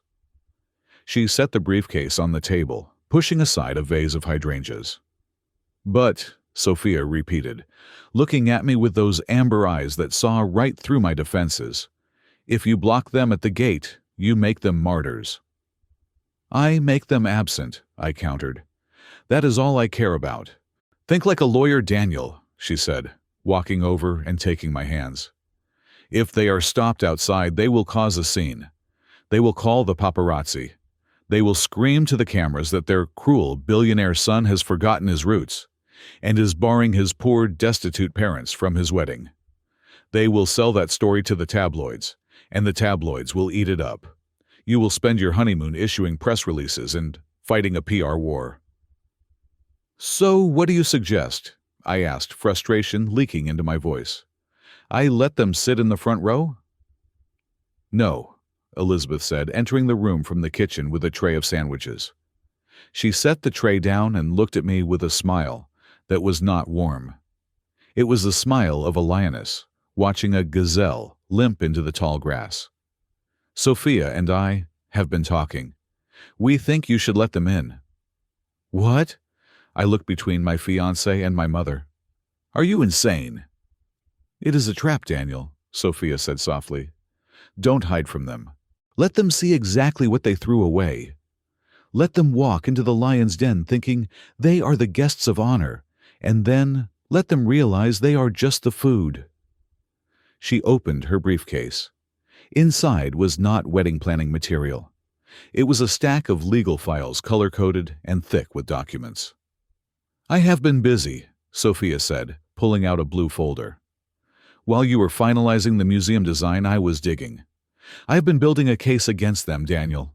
A real one. She slid the folder across the table. This is the financial profile of Thomas and Linda Johnson, she said. It is a disaster, but it is also a crime scene. To fund their lifestyle over the last 5 years, they have committed tax fraud, insurance fraud, and they have forged your grandmother's signature on loan documents before the house went into foreclosure. They are not just broke, they are felons waiting to be charged. She pulled out a second folder. This one was red. And this, she said, her voice dropping an octave, is your medical file from St. Mary's Hospital dated 10 years ago. I froze. I thought those records were sealed. I got a court order, she said simply. I am a very good lawyer, remember? I had an independent forensic pathologist review the x-rays of your femur fracture. I swallowed hard. And, Sophia said, her eyes flashing with anger. The angle of the break is inconsistent with a tumble down the stairs. A fall causes a spiral fracture or a clean break. Your bone was shattered, Daniel. Comminuted. That happens from high-velocity impact or crushing force, like someone stomping on it, or falling on it with deliberate force. She pointed to a paragraph on the report. And the timeline. The ambulance was called 1 hour and 14 minutes after the estimated time of injury based on the blood coagulation. They let you bleed for over an hour, Daniel. That is criminal negligence. In the state of New York, given the severity of the injury, and the fact that you were under duress, the statute of limitations has not expired, because we can argue the trauma suppressed your memory of the intent. I stared at the documents. For 10 years I had carried the shame of that night, thinking I was weak for letting it happen. Looking at these papers, I realized I wasn't weak. I was a victim of a crime. So here is the plan, Sophia said, closing the folders. We do not invite them. We send no card. But we tell security that if a group matching their description arrives, they are to be admitted. Admitted? I asked. Yes, Elizabeth interjected, picking up the seating chart. She uncapped a red marker. But not as family. We have a table for unexpected guests. You know, the plus ones people forget to tell us about, or the distant cousins who crash. It is table 99. She pointed to a spot on the far edge of the reception layout. It is right next to the service entrance for the catering staff, Elizabeth explained with grim satisfaction.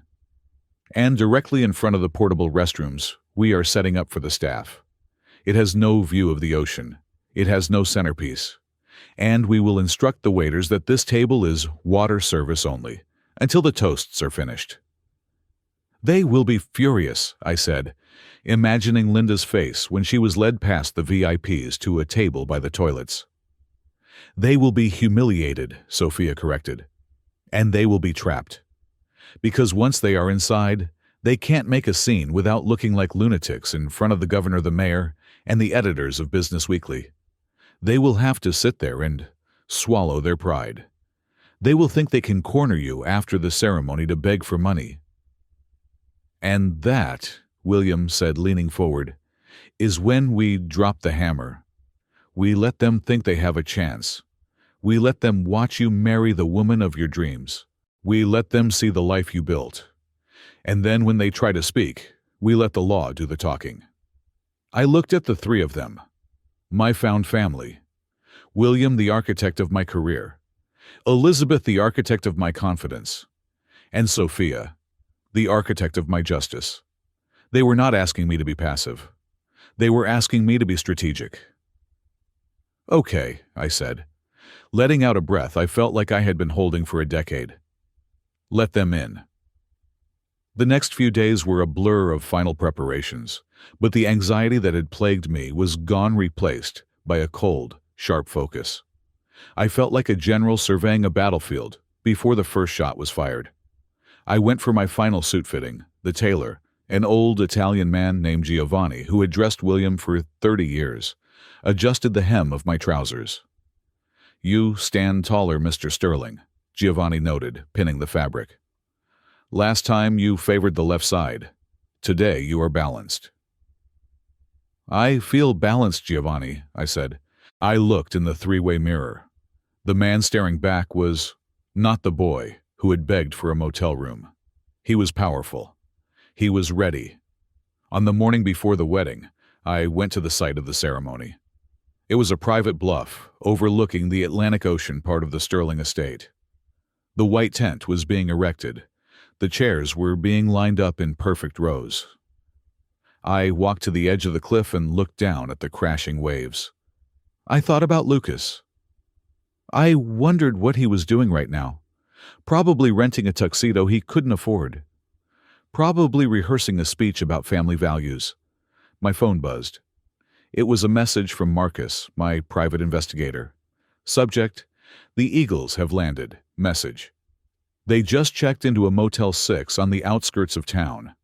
Linda sold her engagement ring to a pawn shop in Queens yesterday for $2,000. They rented a Ford Taurus. They have suit bags. They are coming." I typed back, "Let them come. We are ready." I walked back to the house. Sophia was sitting on the porch drinking lemonade. She looked up and smiled. "Are you nervous?" she asked. "About getting married?" "No," I said, sitting down beside her and taking her hand. "I have never been more sure of anything. About the guests. A little." "Just remember," she said, squeezing my fingers. "They are not giants, Daniel. They are just small, sad people who made a terrible mistake. Tomorrow they don't get to be the villains of your story anymore. They just get to be the footnotes." "Footnotes," I repeated. "I like that." "I have one more surprise for you," Sophia said, "for the reception." "Another one? You already got me the medical records." "This is better," she said, her eyes twinkling with a dangerous mischief. "I managed to recover something from your old phone, the one that was in your pocket when you fell. You kept it in a box of junk, right?" "Yeah," I said. The screen was smashed. It never turned on again. "I have a friend in cyber forensics," she said. "He pulled the data. There was a voice memo, Daniel, recorded at the time of the accident. It seems you hit the record button during the argument, maybe by accident, maybe instinct." My blood ran cold. "Did you record it?" "It recorded everything," she said. "The push, the snap, the conversation afterwards, the get rid of it. It is all there. Clear as day." I stared at her, stunned. "I had the smoking gun. I had the audio of my own attempted murder. What do we do with it?" I asked. Sophia smiled, and it was the most beautiful, terrifying thing I had ever seen. "We play it," she said. "But not in a courtroom. Not yet. We play it when they try to make their speech. We let them hang themselves with their own words." I looked out at the ocean. The waves were relentless, crashing against the rocks, reshaping them over time.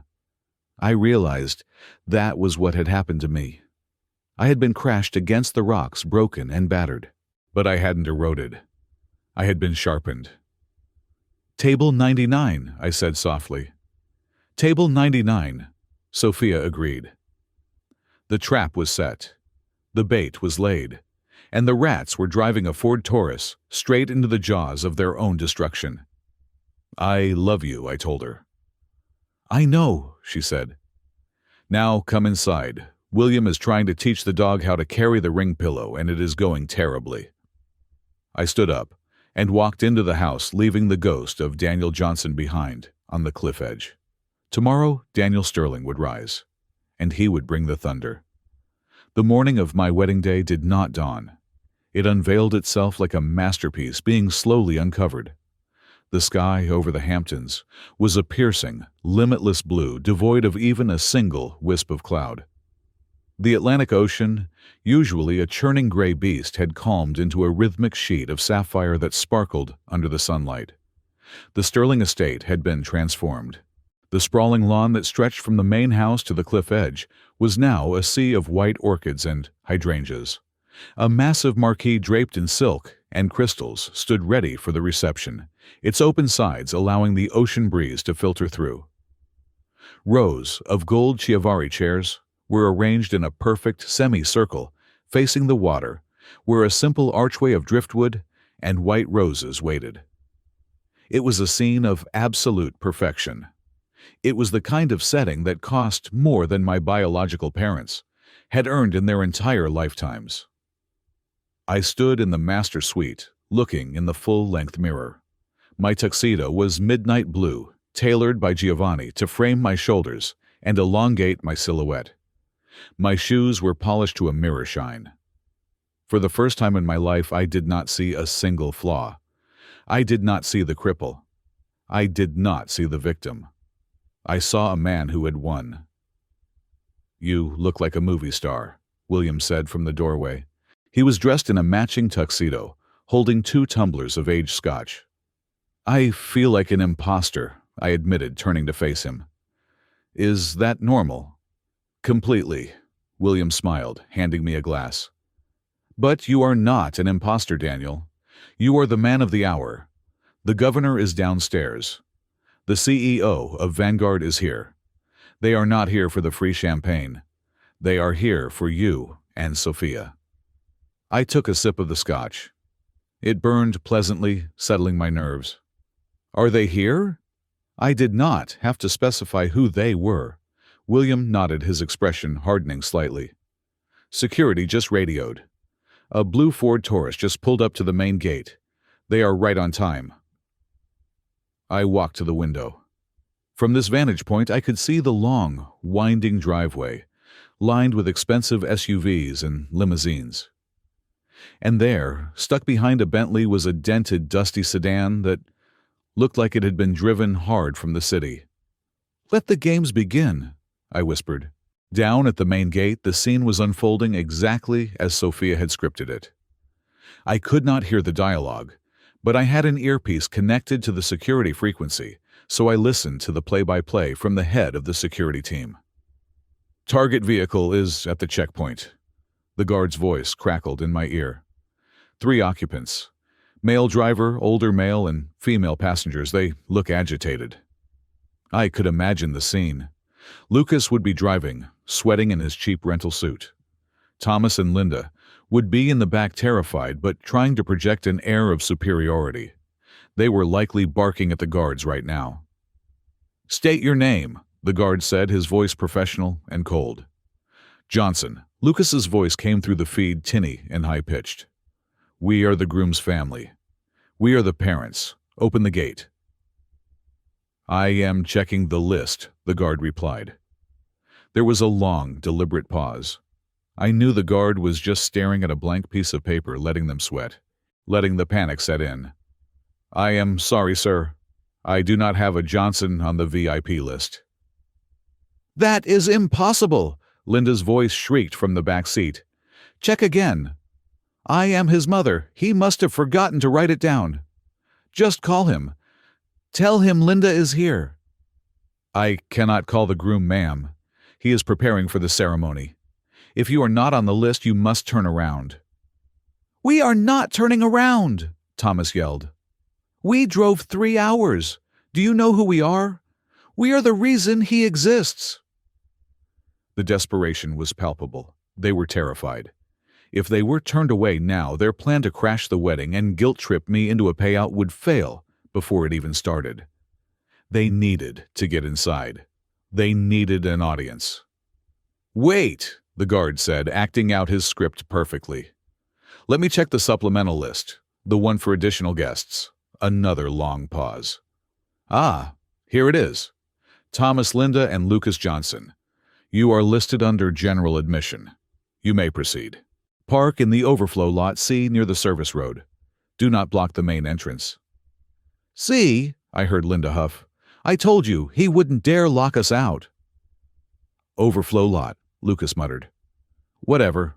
We are in." The gate opened. The Ford Taurus rolled through looking like a scar on the pristine landscape. Up in the suite, William and I clinked glasses. "Phase 1 complete," William said. "They think they bullied their way in," I said, feeling a cold satisfaction. "They have no idea we just opened the cage." I went downstairs to the holding area. The guests were taking their seats. The air was filled with the murmur of conversation and the tuning of the string quartet. I stayed hidden behind the heavy oak doors of the side entrance, watching the video feed on a tablet held by one of the coordinators. I watched the Johnsons walk from the parking lot. They were trying so hard. Linda was wearing a dress that might have been fashionable 20 years ago, a heavy sequined gold number that clashed horribly with the breezy, elegant afternoon vibe. It was too tight, and she wobbled on heels that were too high. Thomas wore a suit that was clearly 10 years old, hanging loosely on his frame. He looked gaunt. Lucas tried to strut, but his eyes were darting around, nervously assessing the wealth on display. They walked toward the usher, a young man named Kevin, who had been specifically briefed for this moment. "Name?" Kevin asked, smiling brightly. "Johnson," Thomas said, puffing out his chest. "We are the parents. Front row, I assume." Johnson. Kevin scanned his tablet. "Ah, yes, please follow me." He did not lead them down the center aisle. He did not lead them to the front row, where the Sterling sat. He turned sharply to the left, leading them along the muddy edge of the grass behind the rows of chairs. He walked past the rows of celebrities. He walked past the partners from my architecture firm. He walked past the friends from university. He led them to the very back corner of the venue. There, isolated from the rest of the seating by a large decorative hedge, sat table 99. It was a small, round folding table, the kind used for card games. It was slightly wobbly. Unlike the other tables, which were draped in Italian linen and adorned with towering centerpieces of white roses and driftwood, Table 99 had a plain, white polyester cloth that was slightly stained. There were no flowers. There was no champagne bucket. There was a single plastic pitcher of water and 3 glass tumblers. Crucially, it was positioned directly next to the discreet green portable restrooms that had been set up for the catering staff. The faint, chemical smell of sanitizer wafted over the table. "Here we are," Kevin said cheerfully. "Enjoy the ceremony." "What is this?" Linda hissed, looking around in horror. "You cannot be serious. We are sitting by the toilets. We are the family." "I am sorry, ma'am," Kevin said, his smile never wavering. "The seating chart is finalized by the groom personally. I cannot make changes. Please take your seats. The ceremony is about to begin." He walked away before they could argue. I watched on the screen as Linda grabbed the back of a metal chair, her knuckles turning white. She looked like she was going to scream. She looked at the guests in the front row, William and Elizabeth looking regal and loved, and her face twisted with pure envy. "Sit down, Mom," Lucas whispered urgently, pulling her arm. "Don't make a scene yet. People are looking. If we scream now, security will throw us out. We have to wait." "He put us by the bathroom," Thomas muttered, sinking into his chair. He looked defeated. He hates us. It does not matter, Lucas hissed. We are inside. That is all that matters. Wait until the cameras are rolling. Wait until he can't hide. They sat down, 3 vultures, perched on the edge of paradise, drinking tap water, while the rest of the world drank Dom Perignon. It is time, Daniel, William said, placing a hand on my shoulder. I handed the tablet back to the coordinator. The anger I felt toward them evaporated, replaced by something much stronger: pride. Let's go, I said. The music changed. The chatter stopped. A hush fell over the crowd as the string quartet began to play a soaring orchestral version of Clair de Lune. Usually the groom waits at the altar, but Sophia and I had decided to rewrite the rules. I walked out of the double doors of the main house, stepping into the sunlight. The ocean breeze hit my face, but I did not walk alone. William Sterling stood on my right side. We walked down the aisle together. It was a statement. In a traditional wedding, the father walks the bride. But today, the father was walking the son he had chosen, the son he had saved. As we walked past the rows of guests, I saw smiles. I saw nods of respect. I saw my colleagues, my mentors, the people who had helped me build my career. And then, out of the corner of my eye, I saw table 99. I did not turn my head to look at them. I kept my eyes fixed forward. But I could feel their gaze. It was a physical weight burning with malice and shock. They had expected me to walk alone. They had expected me to look nervous. Instead, they saw me walking in lockstep with the billionaire who had replaced them. We reached the altar. William turned to me. He adjusted my lapel, his eyes shiny with unshed tears. I am so proud of you, son, he whispered, loud enough for the front row to hear. Thank you, Dad, I replied. He hugged me tight and reassuring before taking his seat in the front row next to Elizabeth, who was dabbing her eyes with a lace handkerchief. I stood at the altar, waiting for Sophia. The music swelled. The guests stood. And there she was. Sophia walked out and the world stopped. She was wearing a dress that seemed to be woven from starlight and silk. She looked fierce and soft all at once. As she walked down the aisle toward me, her eyes locked onto mine, promising a future that no amount of past trauma could touch. When she reached me, she took my hands. Her grip was strong. Ready? She whispered. Always, I whispered back. The officiant, a retired federal judge, who was a close friend of the Sterlings, cleared his throat. Welcome, everyone, he began, his voice booming over the sound of the waves.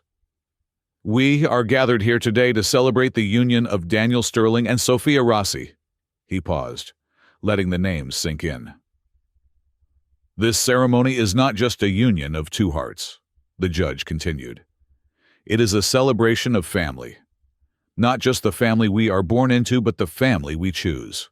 The family that stands by us when the world falls apart. He gestured to the front row. We are honored to have the parents of the groom here today, the judge announced. Mr. William Sterling and Mrs. Elizabeth Sterling. Your love and guidance have made Daniel the man he is today. The crowd applauded politely. William and Elizabeth nodded, smiling. At that moment, a noise erupted from the back of the venue. It was the scrape of a metal chair being violently pushed back against concrete. I did not need to look to know what was happening. At table 99, Linda Johnson had stood up. Her face was a mask of purple rage. The veins in her neck were bulging. To hear another man called father and another woman called mother, to see the credit for my success given to the people who had picked up their garbage, was too much for her narcissism to bear. She opened her mouth. She was about to scream. She was about to ruin everything. But then, Lucas moved. I saw him jump up and grab her arm. He was whispering frantically into her ear. I could read his body language from 50 yards away. He was terrified. He knew that if she screamed now before the vows, before the reception, they would just be dragged out by security, and they would get nothing. Not yet. I could almost hear him hiss. Sit down. Wait for the reception. Wait for the gifts. Linda struggled for a second, her eyes wild, staring at William Sterling's back as if she wanted to stab him. Then she slumped back into her chair, defeated by her own greed. The judge, who had paused for a fraction of a second, continued as if nothing had happened. Who gives this woman to be married to this man? I looked at Sophia. She squeezed my hands. She had seen it too. They are still here, she whispered. Good, I replied. Let them watch. The ceremony continued. We exchanged rings. We said our vows. Vows about supporting each other, through broken bones and broken hearts, about building a fortress that no one could tear down. I now pronounce you husband and wife, the judge said. You may kiss the bride. I kissed her, and the crowd erupted in cheers. The sound was deafening. It washed over me, drowning out the memory of the silence in that hospital room 10 years ago. We turned to face the guests. I raised my hand in triumph. And as I walked back up the aisle with my wife, I finally allowed myself to look at table 99. They were sitting there, stony-faced, arms crossed. They did not clap. They did not smile. They looked like gargoyles haunting a cathedral. I locked eyes with Lucas. He smirked at me, tapping the breast pocket of his cheap suit jacket. It was a signal. He thought he had a weapon in there. He thought he was going to ambush me at the reception. I smiled back. It was not a nice smile. It was the smile of a hunter who sees the prey walking into the trap. Come on, Lucas, I thought. Bring your weapon. I have a cannon. Mr. and Mrs. Sterling, the MC announced as we reached the top of the aisle. We walked into the main house to prepare for the reception. The real battle was about to begin. And for the first time in my life, I wasn't just surviving. I was commanding. The sun had set, painting the sky in bruised shades of purple and charcoal, but inside the marquee, the world was golden. Crystal chandeliers suspended from the silk ceiling cast a warm, flattering light over the 200 guests. The air smelled of sea salt, roasted lamb, and expensive perfume. Waiters moved like synchronized swimmers, pouring vintage champagne into flutes that chimed softly against the ambient noise of laughter and jazz. I sat at the head table, my hand resting on Sophia's knee under the tablecloth. To my right sat William and Elizabeth, radiating a quiet, dignified joy. To my left, the empty ocean stretched out into the darkness. And far back in the corner, shrouded in the shadows near the service entrance, I could see the silhouette of table 99. They were still there. They had not touched their water. They were waiting. The speeches began. The best man and architect from my firm, named David, told a funny story about the time I fell asleep on a drafting table and woke up with blueprint ink on my face. The maid of honor, Sophia's sister, spoke about how I was the only man who could debate Sophia on zoning laws and win. Then, William stood up. The room went silent out of natural respect. William Sterling commanded attention, not by raising his voice, but by the sheer weight of his presence. He held his glass up, looking first at me, then at the crowd. A father does not choose his son's features, William said, his voice deep and resonant. He does not choose his height or his eye color, but he can choose to love him. 10 years ago, a young man walked into my life with a broken body and a brilliant mind. Today, I watch him sit here whole and happy, and I know that he did not just save my life in an elevator that night. He saved my heart. To Daniel and Sophia. To Daniel and Sophia, the crowd echoed, raising their glasses. I felt a lump in my throat. I stood up to embrace him. It was a perfect moment. It was pure. And then the glass shattered. From the back of the room, a screech of feedback tore through the speakers. A woman in a shimmering, ill-fitting gold dress was marching toward the stage, moving with the manic energy of a person who has nothing left to lose. She had snatched a wireless microphone from a startled waiter near the sound booth. It was Linda. The room gasped. The murmur of confusion rippled through the crowd like a wave. Who was this woman? Why was she interrupting the father of the groom? Linda did not stop until she reached the center of the dance floor, directly in front of the head table. She stood there panting slightly, her face flushed, with a mix of adrenaline and wine. She must have smuggled a flask in or raided a passing tray. Behind her, I saw the security guards step forward from the shadows, their hands moving to their earpieces. I raised my hand sharply. "Hold," I signaled. "Let her speak." Linda looked up at me, her eyes glistening with practiced tears. She adopted a posture of trembling vulnerability, clutching the microphone with both hands, as if it were a prayer book. "Daniel," she choked out, her voice amplified to a boom that made the guests wince. "Oh, my baby boy." She turned to the crowd, sweeping her gaze over the stunned faces of New York's elite. "I am sorry to interrupt," she sobbed, a single, perfect tear rolling down her cheek. "But a mother's heart can only break so much before it screams. I am Linda Johnson. I am Daniel's mother, the woman who carried him for 9 months, the woman who labored for 16 hours to bring him into this world." She turned back to me, her voice dropping to a theatrical whisper that was meant to sound intimate, but was projected for the back row. "Daniel, how could you? How could you forget us? We have been sitting in the back by the toilets watching strangers take credit for raising you. We forgave you, Daniel. We forgave you for the mistakes of your youth. We forgave you for running away when you were confused and angry. Your father and your brother are sitting there heartbroken, just wanting to hug you. Why are you punishing us? Why are you denying your own blood?" The room was deadly silent. The guests were exchanging uncomfortable glances. Linda was good. She was very good. She was playing the suffering mother card to perfection, painting me as the ungrateful, arrogant billionaire who had abandoned his humble roots. I could see the doubt creeping into the eyes of some of the guests. Is it true? Is he cruel? Lucas and Thomas had stood up at table 99, looking solemn and supportive, playing their parts as the grieving family. Linda took a step closer, to the stage, emboldened by the silence. "Please, son," she pleaded, extending a hand. "Just acknowledge us. Tell these people who we are. Tell them that you love us. Come home, Daniel. We can be a family again." She lowered the microphone, wiping her eyes, waiting for me to crumble. She expected me to be embarrassed. She expected me to order security to remove her, which would only prove her point that I was heartless. Or she expected me to come down and hug her to save face. I did neither. I stood up slowly. I buttoned my tuxedo jacket. I picked up the microphone from the table. My hand was steady. My pulse was calm. I looked at Sophia. She nodded, her eyes fierce. She tapped the screen of the tablet hidden under her napkin. I walked to the edge of the stage and looked down at Linda. I did not look at her with anger. I looked at her with the clinical detachment of a coroner examining a corpse.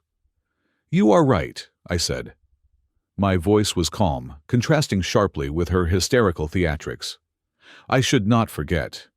A man is defined by his history." Linda smiled through her tears, thinking she had won. She thought I was about to apologize. "I should not forget the woman who gave birth to me," I continued. "And I certainly should not forget the date of November 12th, 10 years ago." Linda's smile faltered. The color drained from her face slightly. She knew the date. "You said you forgave me," I said, my voice hardening like concrete setting. "You said I ran away. You said I was confused. But that is not how I remember it, Linda. My memory is a bit different. And since we are sharing family moments with our guests, I think we should share that one too." I raised my hand and snapped my fingers. Behind me, the massive LED screen that had been displaying a slideshow of Sophia and me abruptly went black. The smiling photos of our engagement vanished. A jagged white line appeared in the center of the black screen. It was an audio waveform. "Technically," I said to the confused crowd, "there were no cameras in the hallway that night. But I was an architecture student. I used my phone to record lectures. And sometimes, when I felt unsafe in my own home, I hit the record button in my pocket, just in case. Linda took a step back. Daniel, no. Play it, I commanded.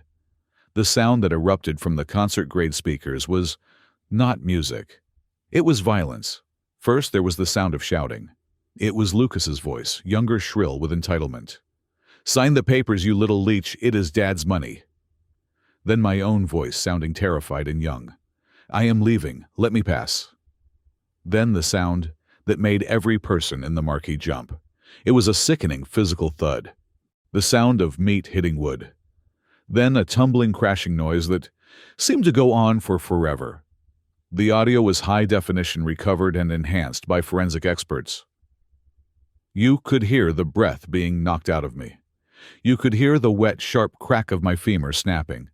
The crowd gasped in unison. A woman in the front row covered her mouth. Then, silence on the tape. Only the sound of low, pained whimpering. Help! The voice on the tape moaned. Mom, Dad, help me!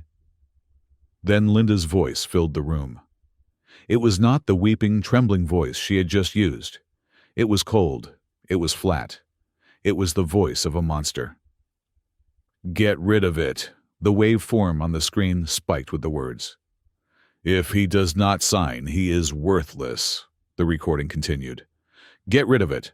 Then the sound of Lucas again. We can't just leave him there. And finally, Thomas's voice, smooth and calculating. We wait. Get the scotch. We will make him look drunk. The audio cut off with a sharp click. The silence that followed was heavier than the ocean. It was absolute. 200 people sat frozen, their eyes wide with horror, staring at the woman in the gold dress. Linda stood paralyzed. The mask of the grieving mother had disintegrated, revealing the naked, ugly truth underneath. She looked small. She looked shriveled. She opened her mouth to speak, to deny it, but no sound came out. At table 99, Thomas and Lucas had turned white. They scrambled up from their chairs, knocking the flimsy table over. The pitcher of water crashed to the ground. They tried to run toward the service exit, desperate to escape the glare of the truth. Secure them, I said into the microphone. 6 security guards materialized from the edges of the room. They did not move aggressively, but they formed an impenetrable wall, blocking the exit. Thomas and Lucas backed up, trapped between the toilets and the hedge. I walked down the stairs of the stage until I was standing face to face with Linda. She was trembling now, but not from acting. She was shaking with terror. You did not push me, I said, my voice low enough that only she in the front row could hear, but the microphone carried it to the world. Lucas pushed me. But you did something worse, Linda. You looked at your broken, bleeding son, and you saw a liability. You saw an object to be discarded. You left me there for an hour. You watched me die, and you calculated how to profit from my funeral. She stammered, grabbing my sleeve. Daniel, please, it was the stress. We were not thinking. I pulled my arm away as if her touch were acid. I am not Daniel Johnson, I said. Daniel Johnson died at the bottom of those stairs. I am Daniel Sterling. I turned to the crowd, to the cameras that I knew were rolling, to the reporters from the business magazines who were frantically taking notes. They claim they are my family, I announced, my voice ringing out with authority. But family is not the blood that spills when you fall. Family is the hand that reaches down to pick you up. I pointed to William and Elizabeth, who were standing now, their faces fierce with pride and protection. Those are my parents, I said. William and Elizabeth Sterling pulled me out of the garbage where these people left me. They healed me. They loved me when I had nothing to offer but broken bones and trauma.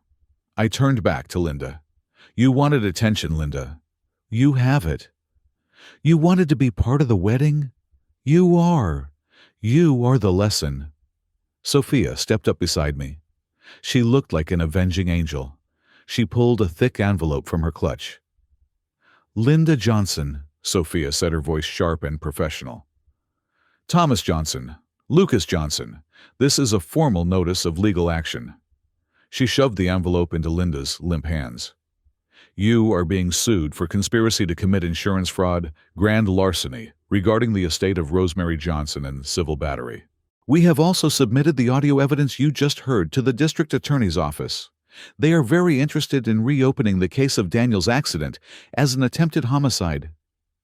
Linda dropped the microphone. It hit the floor with a dull thud, echoing the sound of my body hitting the marble floor 10 years ago. "Get them out of my sight," I ordered the security team. The guards moved in. They did not drag them. They didn't have to.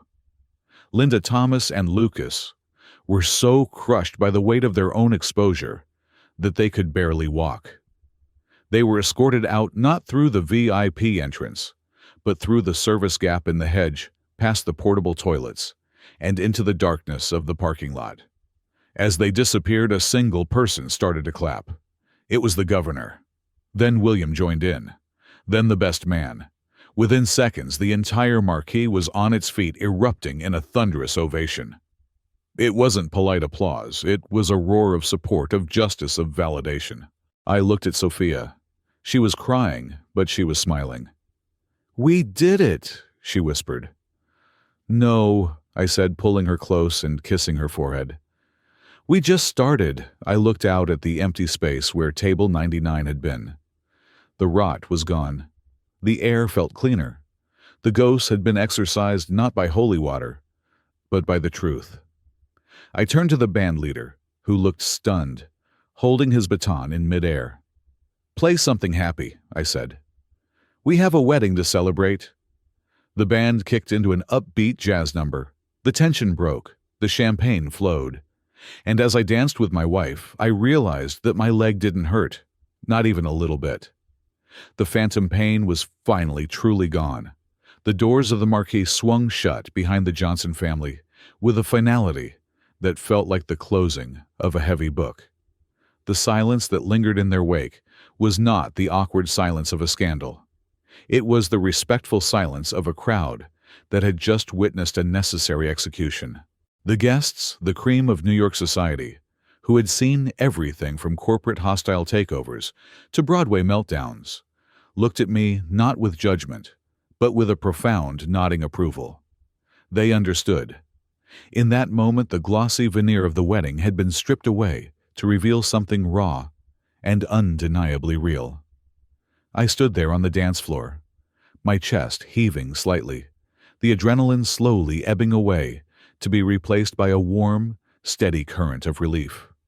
The air in the tent literally felt lighter, as if a low-pressure system had been swept out to sea. Sophia squeezed my hand. Her fingers were trembling, not from fear, but from the release of tension. "It is done," she whispered. "It is done," I replied. William Sterling stepped forward. He did not make a speech. He did not try to gloss over the ugliness of what had just happened. He simply walked up to me and pulled me into an embrace that threatened to crack my ribs. It was not the hug of a polite stepfather performing for the cameras. It was the desperate, crushing grip of a man who was fiercely protective of his son. "I have never been more proud of you," William murmured into my ear. "You stood tall, Daniel. You stood so tall." Elizabeth joined us, wrapping her arms around both of us, and for a long moment, the three of us, plus Sophia, stood locked in a tight circle in the center of the room. We were the fortress. We were the unshakable unit that the Johnsons had tried to break only to shatter themselves against our walls. The band struck up a slow, soulful ballad. The atmosphere shifted. The frantic energy of the confrontation melted into a deep, emotional intimacy. The guests did not gossip. They did not tweet. They came up to us one by one, shaking my hand or hugging Sophia, offering words of genuine support. "That was bravery," the governor said to me, gripping my shoulder. "Pure bravery." We danced until 3 a.m. We ate cake. We laughed. But unlike the superficial joy of a normal wedding, this joy felt earned. It felt like the sunrise after a hurricane.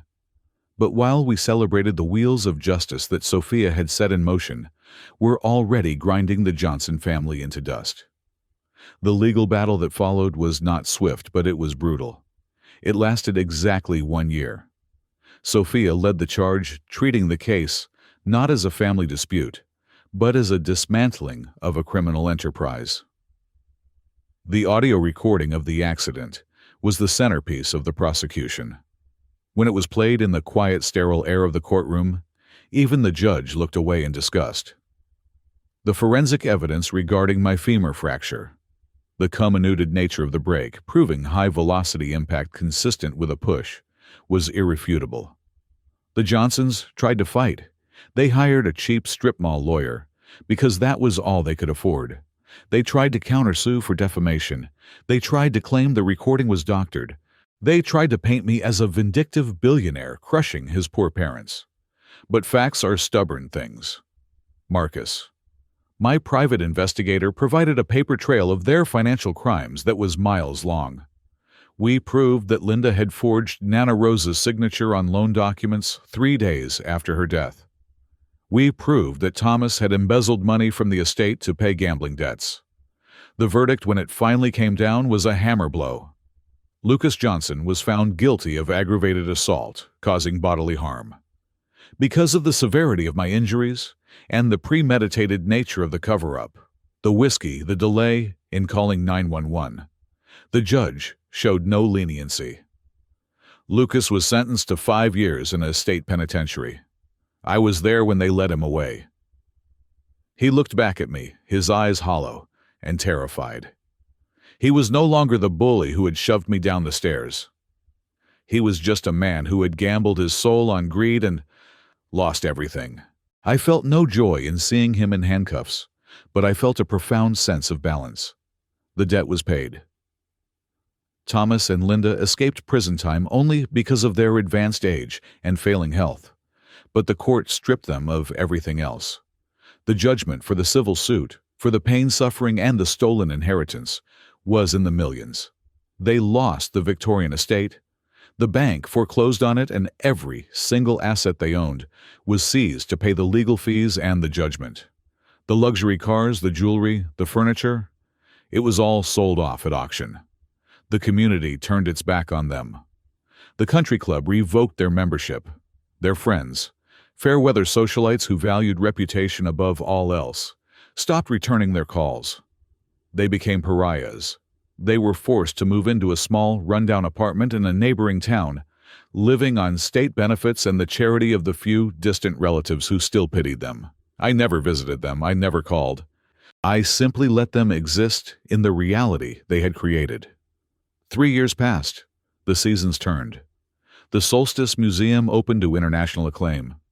My architecture firm expanded to London and Tokyo. Sophia became a partner at her law firm. But the greatest project of my life was not a building. It was a crisp autumn morning when we drove out to the cemetery where Nana Rose was buried. The leaves were turning brilliant shades of gold and crimson, crunching softly under our feet as we walked up the path. I was carrying a bundle in my arms. His name was William. He was 6 months old, with bright, curious eyes and a grip that was surprisingly strong. Sophia walked beside me, carrying a large bouquet of white lilies, Nana Rose's favorite flower. The grave was simple and elegant, a polished granite stone under the shade of an old oak tree. I had paid to have it restored and maintained, so the moss was cleared away, and the lettering was sharp and fresh. Rosemary Johnson, beloved mother and grandmother. I knelt down in the grass, adjusting the blanket around little William. He cooed, reaching out a chubby hand to touch the cold stone. "Hi, Nana," I whispered. "I brought someone to meet you." I placed a framed photograph on the base of the headstone. It was a picture taken at our home last Christmas. In it, I stood tall and smiling, my arm around Sophia, with William and Elizabeth Sterling standing next to us, holding up a baby's first Christmas stocking. It was a portrait of a family that was pieced together from broken parts to create something stronger than the original. "This is your great-grandson," I said, my voice thick with emotion. His name is William Rose Sterling. We gave him your middle name." Sophia knelt beside me, resting her head on my shoulder. The wind rustled the leaves, creating a sound like a soft, approving sigh. "I got the house back, Nana," I told the stone. "I bought it from the bank last month. I am restoring it. I am fixing the roof. I am replanting the garden. It is going to be a home again. Not a showpiece for vanity, but a real home. William is going to grow up running down those halls. But do not worry, we put a gate on the stairs." Sophia laughed softly, a sound that healed the last remaining cracks in my heart. I looked at the photograph, then at my wife, then at my son. I thought about the boy who had lain at the bottom of the stairs bleeding, and alone believing he was worthless. I wished I could go back in time and whisper to him. I wished I could tell him to hold on. "You were right, Nana," I said, standing up and picking up my son, holding him high, so he could see the golden leaves. "You told me once that I was the only one who saw the soul of things. I think I finally understand what you meant. You have to look past the cracks to see the strength." I turned to walk back to the car. My leg felt strong. My stride was even. I did not look back at the past. I looked forward to the future that was wide open and waiting. Family is not the blood that flows in your veins. It is not the name on a birth certificate. Family is the people who are willing to catch you when you fall. Family is the people who stand beside you when the world tries to push you down. And me, I fell. I fell hard, but I stood up, and I am standing taller than I ever have before. Thank you so much for listening to my story. I really hope it brought you some satisfaction and maybe even a little bit of hope. I would love to know where you are tuning in from today. Are you listening on your commute at the gym, or maybe relaxing at home?